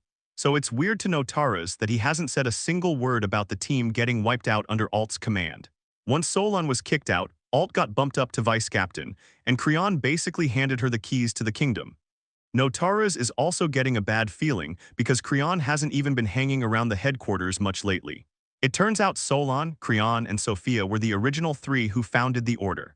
Since Solon was the oldest, he was the one who spent those early days protecting the other 2 and making sure they survived. The bond between those 3 was supposed to be unbreakable. For a long time, no matter how much Alt complained or tried to get Solon demoted or kicked out, Creon and Sophia wouldn't even give her the time of day. But for some reason, that dynamic eventually changed. and the bond that held them together finally snapped. It turns out Creon was the one who really pushed the idea of kicking Solon out during the meeting. He made sure the talk of expulsion actually went through. Notaras stands there thinking about the situation. He knows for a fact that Solon doesn't have any flashy combat abilities, but that's not the point. To him, Solon's real strength is being a tactical genius and a solid support guy rather than a main fighter. The reality is that if they keep pushing into those high-level ruins, the risk of people dying just keeps climbing.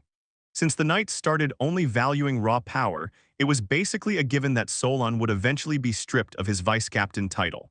Notaras shrugs his shoulders and decides there's no use in him stressing over it any longer.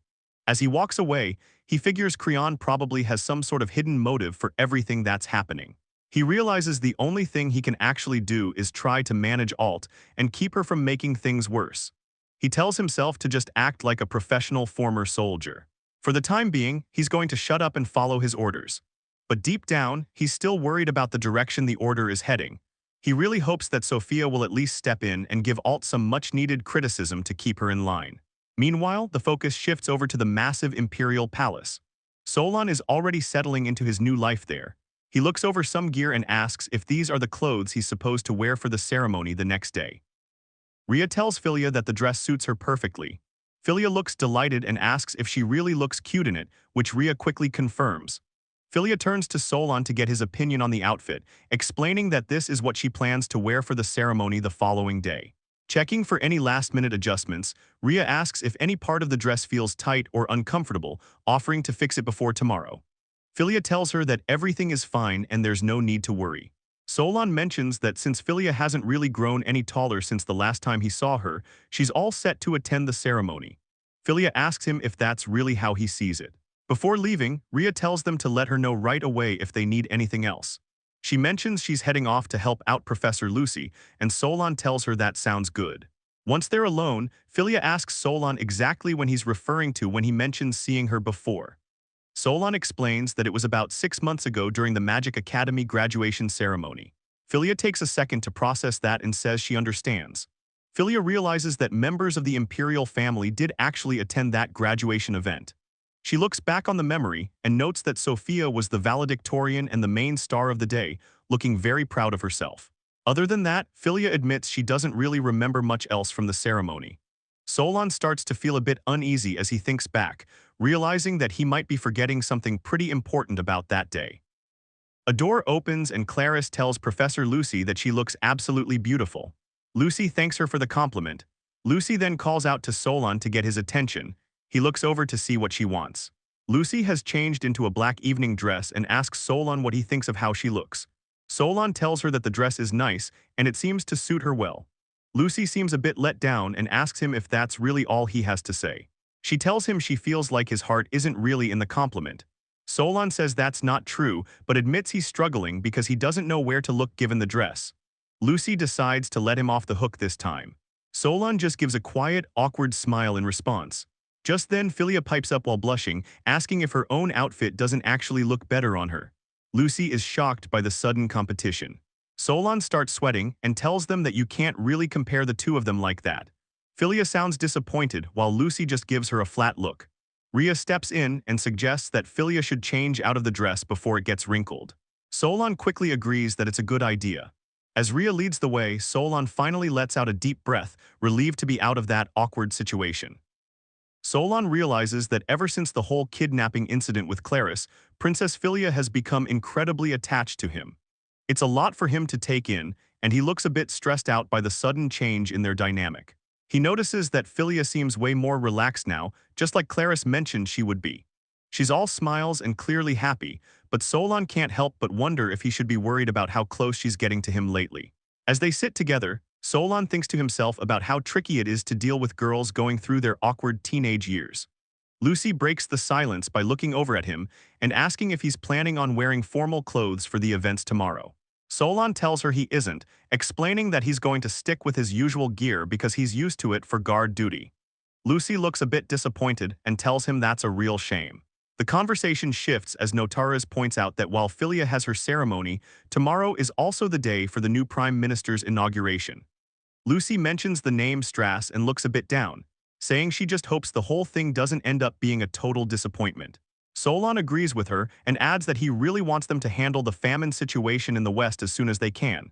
He looks pretty serious about the political state of things. Lucy just sighs and says he's right. The two of them sit there on the couch in silence for a moment, just staring out the window and thinking about everything coming up. Suddenly, Solon realizes he forgot to ask something. He speaks up and tells Professor Lucy that something just crossed his mind. He asks her when she actually first met Princess Fyia. Lucy looks pretty surprised by the question and gives him a curious look as she prepares to answer. Solon is listening as Professor Lucy points out that he hasn't actually brought this up with Princess Fyia yet. Lucy settles into the couch and starts explaining the family ties, revealing that her aunt is actually Filia's mother. She gets a bit of a knowing look on her face and clarifies that the whole thing is really just a formal arrangement. Solon mentions that he figured she already knew about the princess's bloodline, and Lucy quickly confirms that he's right. Moving on, Lucy explains that Fyia was actually the one who asked her to keep it a secret. She told the girl that Solon isn't the type of guy to treat someone differently just because of their status, but the princess was still worried. Lucy looks Solon right in the eyes and asks him straight up if he feels like anything has changed now that he knows the truth. Solon thinks back to how Fyia is always so happy to see him, waving and calling out his name with a big smile. After a moment of silence, Solon tells Lucy that nothing has changed for him.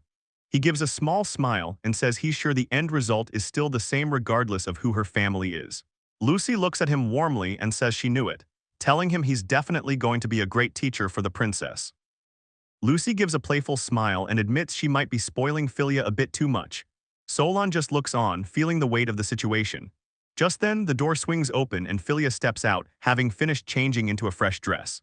She turns to Lucy and asks if she's going to go get changed as well.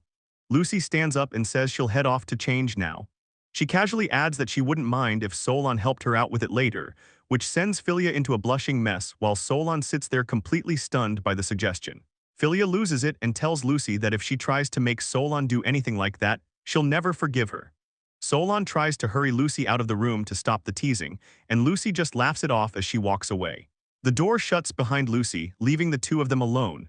Fyia lets out a frustrated sigh, still looking a bit worked up from the interaction. Fyia catches Solon looking at her and asks him what he's laughing at. Solon gets caught off guard and starts stammering, trying to find the right words to respond.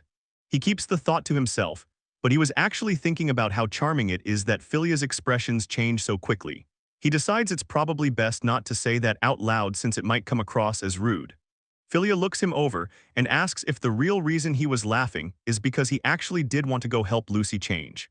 Solon lets out a laugh and tells her that's definitely not it. Fyia doesn't miss a beat and asks him what it was then if he's so sure. Solon lets out an awkward sound, realizing he's been caught in a bit of a weird moment. Fyia just gives him a teasing look and confirms that he was indeed thinking something he shouldn't. When Solon tries to get more out of her, Fyia simply tells him it's a secret. The response catches him totally off guard, and he can't hide how shocked he is by her answer. In another part of the city, a figure draped in a white cloak walks through the narrow streets. The hooded figure stops and looks up, revealing herself to be a young blonde girl. She lets out a tired sigh and mentions that she's finally reached her destination. She takes in the view of the city architecture, thinking about how nostalgic it feels to be back in the imperial capital. As she moves along, a sudden gust of wind blows through the street, catching her cloak as she hurries forward. She starts thinking back to a specific day, admitting to herself that while it was her own fault she didn't make it to the meeting, she still has a lot on her mind. Looking genuinely upset, she thinks about Solon. She feels like it was really mean of him to just take off and leave her behind all by himself. Back at the palace, Solon and Fyia are sitting together on the couch. Lucy leans in to keep teasing them while Rhea stands ready to assist in the background. Later on, Rhea is out running errands and checking her shopping list. She looks over her notes, reminding herself that she still needs to pick up 3 bottles of wine. Rhea finishes up her errands at a street stall. The merchant asks if everything looks good, and Rhea confirms it while asking for 3 bottles of wine. The shopkeeper is happy to help and gets the order ready. Just as Rhea is about to head out, an old shopkeeper nearby has a bit of a disaster. He drops a bag of produce and potatoes start rolling all over the cobblestone street. Rhea looks over, surprised by the sudden mess. Being helpful as always, Rhea tells the old man she'll help him pick everything up. He's grateful for the hand, but the friendly moment is cut short by someone yelling at them from the street. A carriage has pulled up right behind them and the driver is losing his cool. He screams at them to move, asking why they're blocking the path and telling them to get out of the way right now. The sudden aggression catches Rhea and the old man completely off guard. They both look up at the driver, totally shocked by how rude he's being while they're just trying to clear the road. Rhea starts panicking and apologizes over and over, promising they'll have the street cleared in just a second. The driver isn't interested in her excuses and just scoffs at her. Inside the carriage, the passenger starts wondering what the holdup is. They mention they're heading to the Imperial Palace and ask the driver what all the noise is about. The driver explains that there's a maid in the middle of the road, but the person inside doesn't care at all. They tell the driver to just ignore her and keep heading to the palace once the path is clear. Meanwhile, the old man finishes picking up his stuff and thanks Rhea for the help. Rhea feels a bit hurt by how dismissive the people in the carriage are, but she stays polite. She tells the driver she's sorry for making them wait and says they're free to go. The passenger tells the driver to get a move on already. The driver clicks his tongue, clearly annoyed by the whole ordeal, as Rhea keeps offering apologies while they pull away. Inside the carriage, the passenger is clearly annoyed as they head toward the palace. Clutching a fancy staff, he mutters about how much of a hassle the delay was. The guy doesn't have a shred of sympathy for Rhea. As the carriage rolls along, he thinks to himself that even if they had just run her over and killed her, it wouldn't have been a big deal. Back on the street, Rhea watches the carriage leave and starts to worry.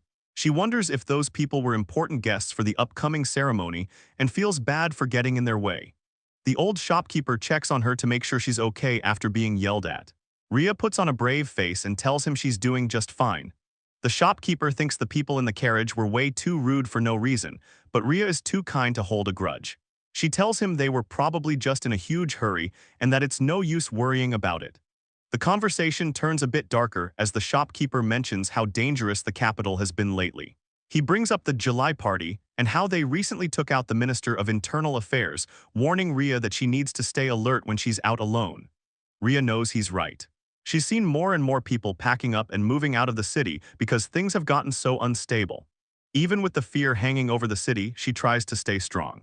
She grips her bag tightly, determined to keep moving forward despite the risks.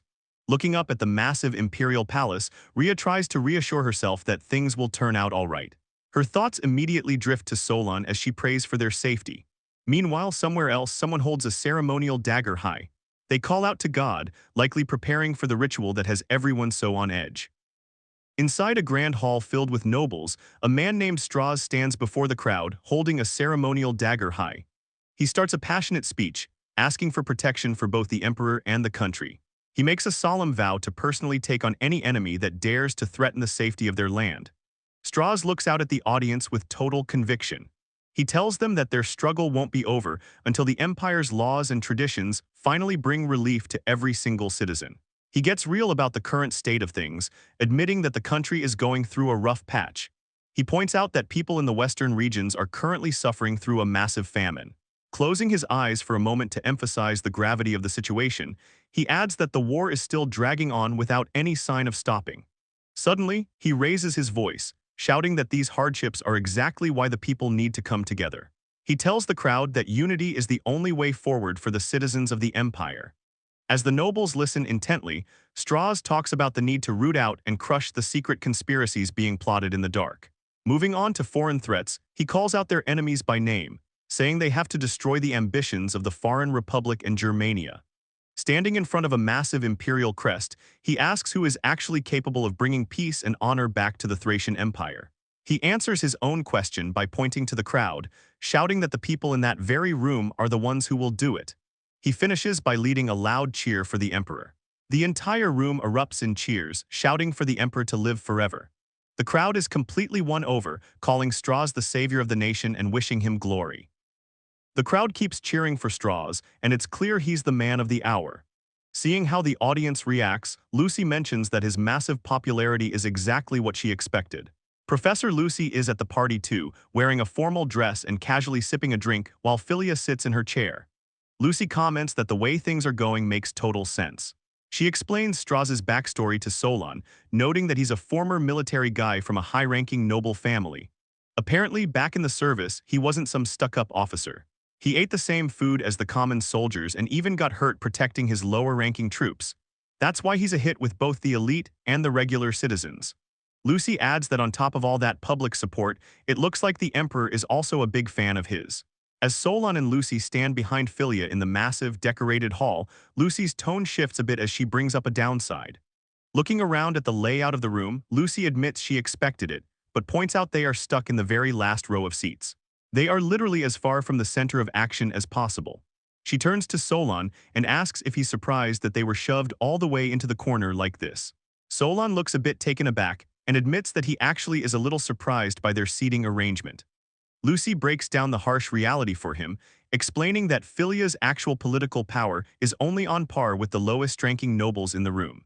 She tells him that as far as the imperial family goes, Fyia is at the bottom of the ladder. Solon stays quiet, looking pretty serious as Lucy finishes her thought. She says that because of her low standing, Fyia really needs to start moving up in the world soon. Solon is pretty confused by the seating arrangement and asks Lucy why things are like this. Lucy doesn't give a straight answer right away and just says that they'll both understand the reality of the situation soon enough. Solon looks a bit worn out by the heavy political talk, while Lucy decides it's time to change the mood. Since the boring part of the ceremony is finally over, Lucy announces she's going to go grab some drinks. She asks Solon what his plan is, but he looks completely drained and says he'll pass on the alcohol. Solon turns his attention to Fyia, who is sitting quietly in her massive chair, and asks her what she wants to do now. She seems a bit surprised to be asked. He offers to go fetch anything she might want from the buffet, but Fyia just gives him a polite smile and says she's fine. Solon doesn't give up though and points out the cakes they have on the other side of the room. Fyia doesn't say anything, but she can't help staring at the dessert. Giving in a little, Fyia shyly mentions that if they have any chocolate cake, she'd actually really like some. Solon is happy to help and heads off to get it for her. As he looks at her, Solon realizes that with her strict upbringing and low status, she probably hasn't had the chance to just enjoy sweets like a normal girl. He thinks about how much she's had to endure. Watching her, Solon decides that even if the rest of the palace is tough on her, he wants her to feel like she doesn't have to hold back when he's the one looking after her. Solon tells Fyia he's going to go grab that cake for her now. She just gives him a small nod and says okay. Just as things are getting comfortable, a massive explosion suddenly rips through the hall. Solon looks over in shock as smoke and debris fly everywhere. The room turns into total chaos with people screaming and scrambling to get away. Someone on the ground yells out, trying to figure out what just happened. In the middle of the smoke, Solon lunges forward and reaches out for Fyia, shouting her name. He manages to get to her just in time and pulls her into a protective hug to shield her from the blast. Solon looks her over with a worried expression and asks her if she's hurt anywhere. Fyia gets super flustered being that close to him, but manages to say she's fine. Solon lets out a breath and says he's just glad she's safe. Moving on, Solon stands up and keeps Fyia behind him, keeping a sharp eye on the smoke to see what's coming next. Looking at the destruction and the people on the floor, Solon realizes there's no way this was just an accident. Just then, Lucy appears through the dust. She calls out to Solon and urgently asks if Fyia is all right. Lucy tells the group that she has things handled on her side for now and asks Solon if he's doing okay. Solon says he's fine and mentions that Straws managed to protect the Emperor during the blast. Lucy is stressed out that terrorism is happening right inside the palace and says they need to prioritize putting out the fires and helping people. Suddenly, a massive noise echoes through the area, making everyone jump. Solon picks up on the nature of the attack, realizing it was wind magic. He starts to suspect that there's more than one mage behind all this. Moving on, a staff or spear slams into the floor near Jurin. The guard vice-captain is stunned, wondering how the attackers even managed to make it into the Great Hall. A mysterious figure steps forward. A voice rings out, asking the people present if they still remember the tragedy that happened on July 9th. The person is revealed to be an old man named Poros, who stands there holding a strange staff with an eye on it. He continues to speak about the July 9th tragedy. Jurin looks up and is completely floored when he recognizes the man, stuttering out Count Poros's name in disbelief. Jurin demands to know what the Count thinks he's doing and asks if he's completely lost his mind. Poros replies that he's actually perfectly sane. He looks down at Jurin and asks why he, as the vice-captain of the guards, hasn't done anything to stop their foolish ruler yet. Jurin can't even find the words to respond. Jurin asks if the Count is really intending to raise a flag of rebellion against the Emperor. Poros just calls it a stupid question and says he isn't planning on stopping. Poros raises his staff as it begins to glow with a dangerous light. He looks at the guards and simply says it's a shame things had to go this way. He starts his incantation, calling out to the wind to gather around him. Poros isn't holding back at all, commanding the wind to slice through every single thing that gets in his way. Jurin can only watch as the deadly magic prepares to tear through the room. Just as the wind magic is about to hit, Solon lunges forward. He positions himself right in the path of the blast, using his sword to cut through the magical pressure and protect the people behind him. Poros is actually impressed, letting out a small sound of surprise that someone was able to stop his attack so easily. Jurin realizes that Solon is the one working for the princess. Meanwhile, Solon is surprised that the old man is so well informed about who is in Fyllia's inner circle. Solon keeps his sword ready and tells Poros that he's being way too violent. He brings up the July party, the group responsible for the chaos. Solon introduces himself properly, but Poros already knows who he is. He calls him Hero Solon and asks why a man of his stature is bothering to get in their way. Solon explains his motivation is simple. He just doesn't want his master to have to look at any more dead bodies. Hearing this, Poros concludes that Solon has chosen to stand with the Empire. Solon looks back and corrects him, saying he isn't actually taking anyone's side in this conflict. He just can't stand the way the July party handles things, and that's the only reason he's stopping them. Poros looks pretty let down by Solon's stance. He asks if that's really how he feels, noting that he honestly thought someone like Solon would actually understand where their group is coming from. Solon just tells him it's a shame they can't agree. He immediately turns his attention to Jurin, asking him if he's okay to move despite his injuries. Jurin is completely lost, but Solon cuts him off, saying they don't have time to stand around talking. Jurin looks down and realizes his wounds are already closing up, which blows his mind. Solon explains that he only performed a bit of magical first aid to patch him up, so he'll still need a real doctor once this is over. Solon grips his sword and gives Jurin orders to handle the rescue and get people out of there. He tells him that the deeper parts of the building haven't been hit too hard yet, so there's still time to save everyone. Poros stays quiet for a second before looking at Solon with a serious expression. He asks him if he's really forgotten about what happened on that day. Solon doesn't miss a beat and says he remembers it perfectly. He brings up July 9th from 2 years back, when the common people were starving and marched on the Imperial Palace to protest. Looking back at the tragedy, Solon describes how the emperors got scared by the sheer desperation of the crowd and decided to solve the problem by killing everyone there. He continues the story, explaining how the citizens who only wanted help were slaughtered under the emperor's direct command. He specifically points out that a lot of children were killed in that mess too. Solon makes it clear that he isn't on the empire's side for what they did. He tells Poros flat out that he has no intention of supporting or defending those past actions. However, Solon looks at the carnage around them and tells Poros that he's doing the exact same thing. By slaughtering servants and nobles who can't even fight back against magic, Poros has become the very thing he claims to hate. Poros isn't buying Solon's logic at all. He tells him he's dead wrong, claiming that as a noble, it's actually his duty to save the common people. He argues that the blood on his hands is just a necessary sacrifice if it means finally taking down the emperor. Solon doesn't back down. He looks at the people Poros has hurt and tells him that if he can justify killing the very citizens he claims to be saving, then he's definitely an enemy. Poros takes a moment to process that. He just looks down and says he understands where Solon stands now. Since they aren't going to see eye to eye, Poros decides it's time to stop talking. He says it can't be helped and slams the base of his staff hard against the floor. The moment the staff hits, a massive glowing magic circle erupts from the ground. Poros stands right in the center of the pentagram as the mana starts surging. Without wasting a second, Poros goes on the offensive. He casts a spell called Wind Blade, sending sharp gusts of magic flying straight at Solon. Solon is ready for it though. He swings his sword with perfect timing, shredding through the wind magic before it can even touch him. As the magic dissipates, Solon gets a good look at the type of magic circle Poros is using to fuel his attacks. Solon reaches into his gear, mentioning that he's got a little trick of his own to show off. He tosses out a handful of papers, shouting that this should do the job. Immediately, several magic circles flare up at once, creating a wall of spells to counter the count. Solon's papers fly through the air, completely catching Count Poros by surprise. The old noble can't believe how fast things are moving as the magic talismans start to trigger all around him. Poros starts to break a sweat as he realizes what he's looking at. He recognizes the items and asks if Solon is actually using talismans to fight. Solon doesn't give him a second to recover. He moves in a flash, casually telling the Count to excuse him as he closes the distance before Poros can even react. It's over in a second.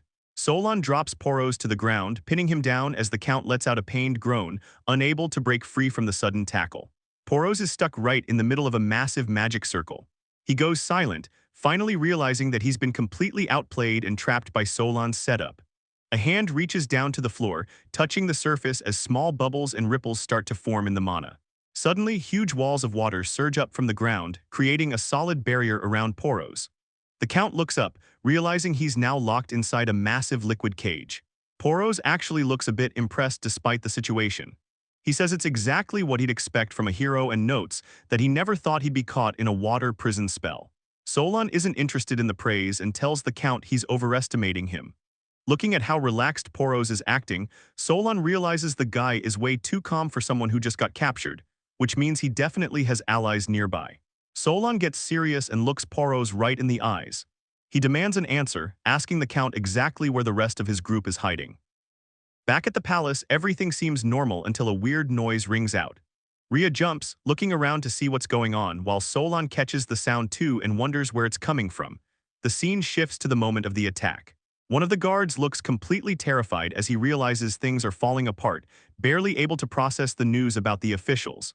A massive pillar of black smoke shoots up into the sky, signaling a huge disaster. Someone nearby starts screaming for Princess Fyia and Solon, fearing the worst. The fire is everywhere. A young official tries to push through the heat and smoke, grunting as he struggles to move through the wreckage. He starts coughing from all the smoke and realizes the fire is spreading way too fast for them to handle. He looks desperate as he calls out for the princess and Professor Lucy. In the middle of the debris, Professor Lucy and Fyia are huddled together, covered in soot and looking pretty beat up. In the chaos, they start calling out for Solon to find them. Lucy tries to hold things together, but it's not looking good. They realize they're in a bad spot because neither she nor Solon are actually experts at the high-level water magic needed to put out a fire this big. Things are even worse because the Imperial Palace mages are completely tied up. They're using every bit of their power just to keep the Emperor safe, leaving everyone else to fend for themselves. The situation gets even more grim as they realize every single exit to the outside has been sealed shut. With people collapsed all over the floor, it looks like they're totally trapped. The young official is at his breaking point. He's running through the halls, covered in sweat and panicking because he has no idea how to save everyone. In the middle of the chaos, a voice calls out to the heavens as a massive magic circle begins to glow brightly above the ruined hall. Solon looks up, completely shocked by the sudden light. As the magic circle pulses, the voice pleads for salvation, asking for everyone in the burning palace to be saved from the disaster. People are still screaming in the background as the fire rages, but down on the floor, the atmosphere starts to shift around Fyia. Suddenly, the sound of rushing water fills the area. The intense heat starts to fade as the magic takes effect, dousing the flames throughout the hall. Solon stands there soaked, looking around as he realizes the fire has actually been put out. He wonders if they've really been saved, but then Fyia calls out his name. Fyia is just glad everyone is safe and mentions that Lucy was the one who kept her protected during the worst of it. Lucy turns to Solon and asks if he's doing okay or if he got hurt in the mess. Solon tells her he's fine, and Fyia gives him a huge, relieved smile, clearly happy that he's standing there in one piece. Solon kneels down and takes Fylia's hand, apologizing for making her go through so much worry. Fyia immediately tells him not to feel bad because he's the one who stepped up to protect her and everyone else. She keeps holding his hand and tells him that if he hadn't been there, things would have been a lot worse, so there's really no reason for him to apologize. Moving on, Solon looks a bit serious and tells her that's not quite right. He reveals that the water magic that just saved them didn't actually come from him, leaving Fyia totally confused. While Solon is still holding Fylia's hand, a voice calls out his name from the side, catching him completely off guard. Solon looks up, and as he sees the person standing there, it all clicks for him. He realizes he recognized the magic that saved them because it belonged to someone he knew. He says Sophia's name out loud as she stands there in the rain, looking serious while holding her staff.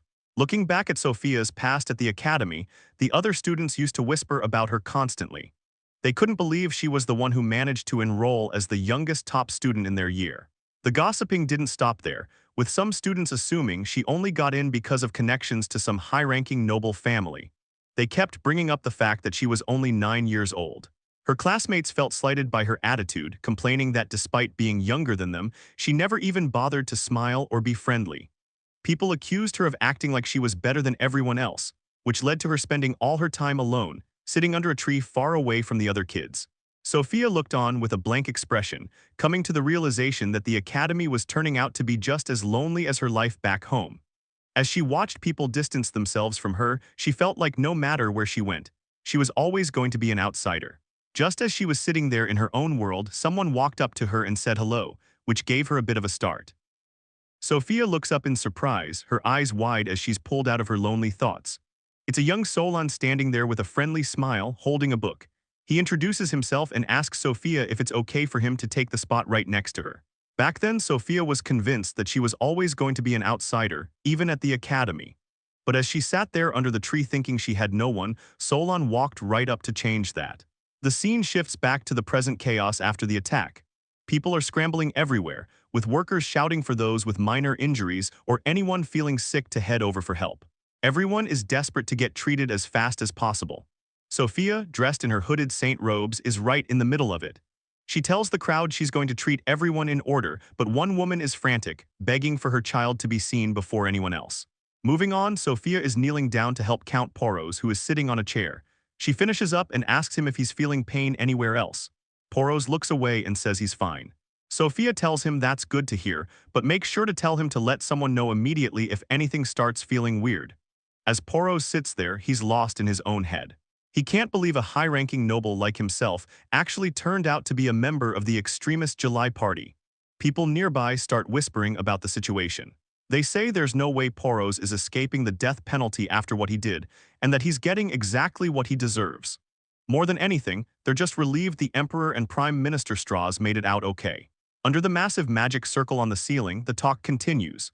People realize they would have been in real trouble if the saint hadn't been there to save them.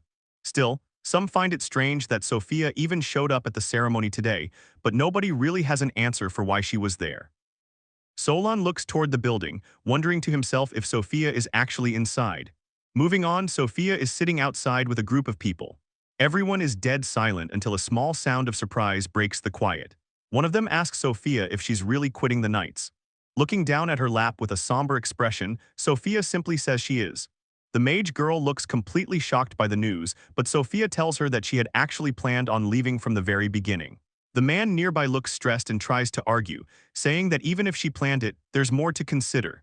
He points out that the Knight Order was something Solon, Creon, and Sophia all built together over the last 4 years. He mentions that even though Solon was kicked out, Sophia is still the captain of the whole organization. Sophia looks at Solon and tells him the only reason she was even able to handle being the captain was because he was there to support her. She goes on to explain that there's more to her decision than just that. Sophia admits that the Knights just don't feel like the place where she belongs anymore. Hearing this, Solon looks away, unable to say anything except her name. Sophia reaches out and grips Solon's hands tightly. She looks at him and asks if he still remembers that promise they made together back when they were just first years. She reminds him that they vowed to build the strongest Knight Order anyone had ever seen. Solon looks back at her and confirms that he definitely remembers making that deal. Sophia goes on to say there was more to it than that. She looks at the symbol of the Saint Sophia Knights and admits they definitely succeeded in becoming known as the strongest in the Empire.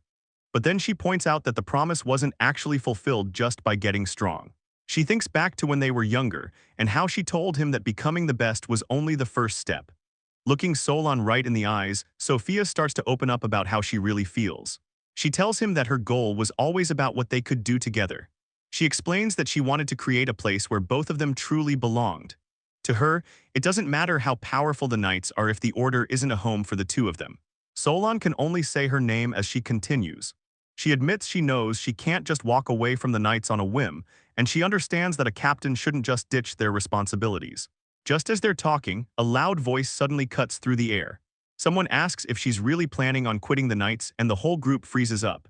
A stern-looking man in noble attire walks toward them with a serious look on his face. Sophia turns pale and realizes it's her father who just showed up. The man calls out her name and Sophia visibly shakes. She looks completely terrified to see him standing there.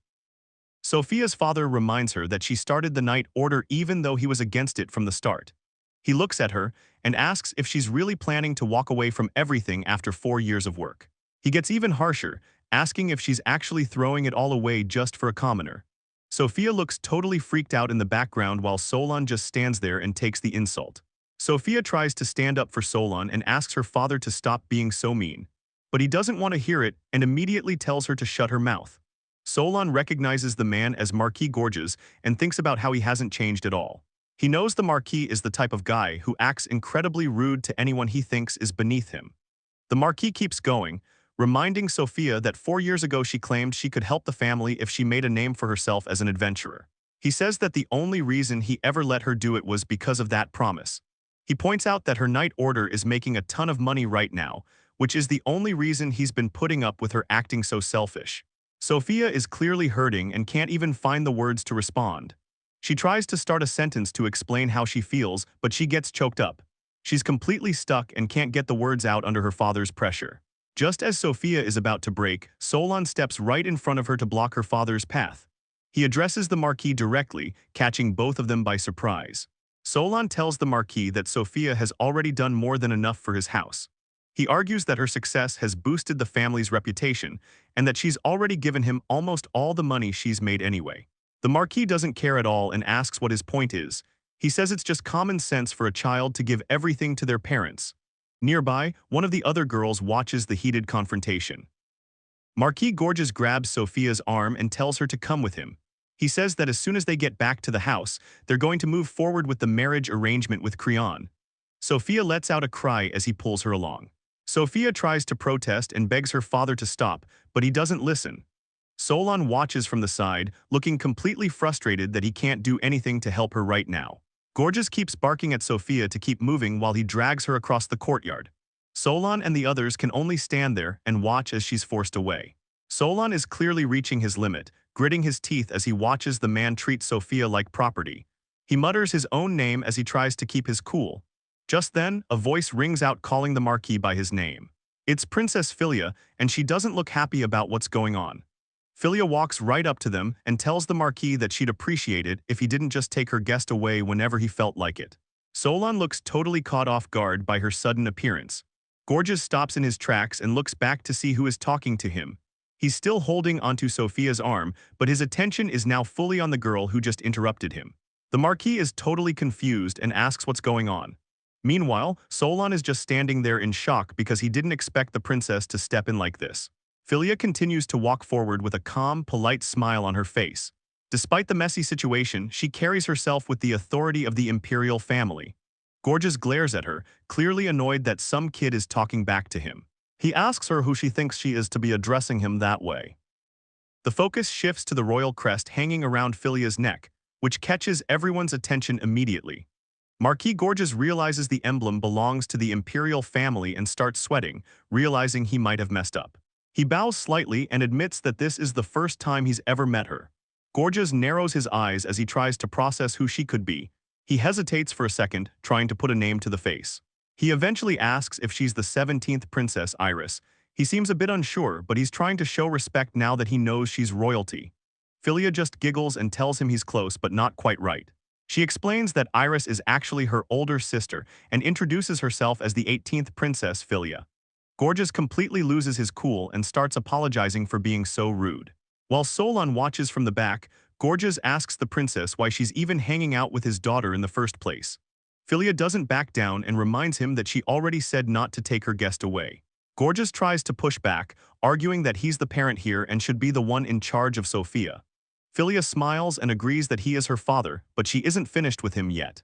She looks him right in the eye and tells him that a man who won't even listen to what other people have to say isn't fit to be a father at all. Gorges is left speechless by the insult, while Sophia and Solon just stand there in total shock that the princess actually called him out like that.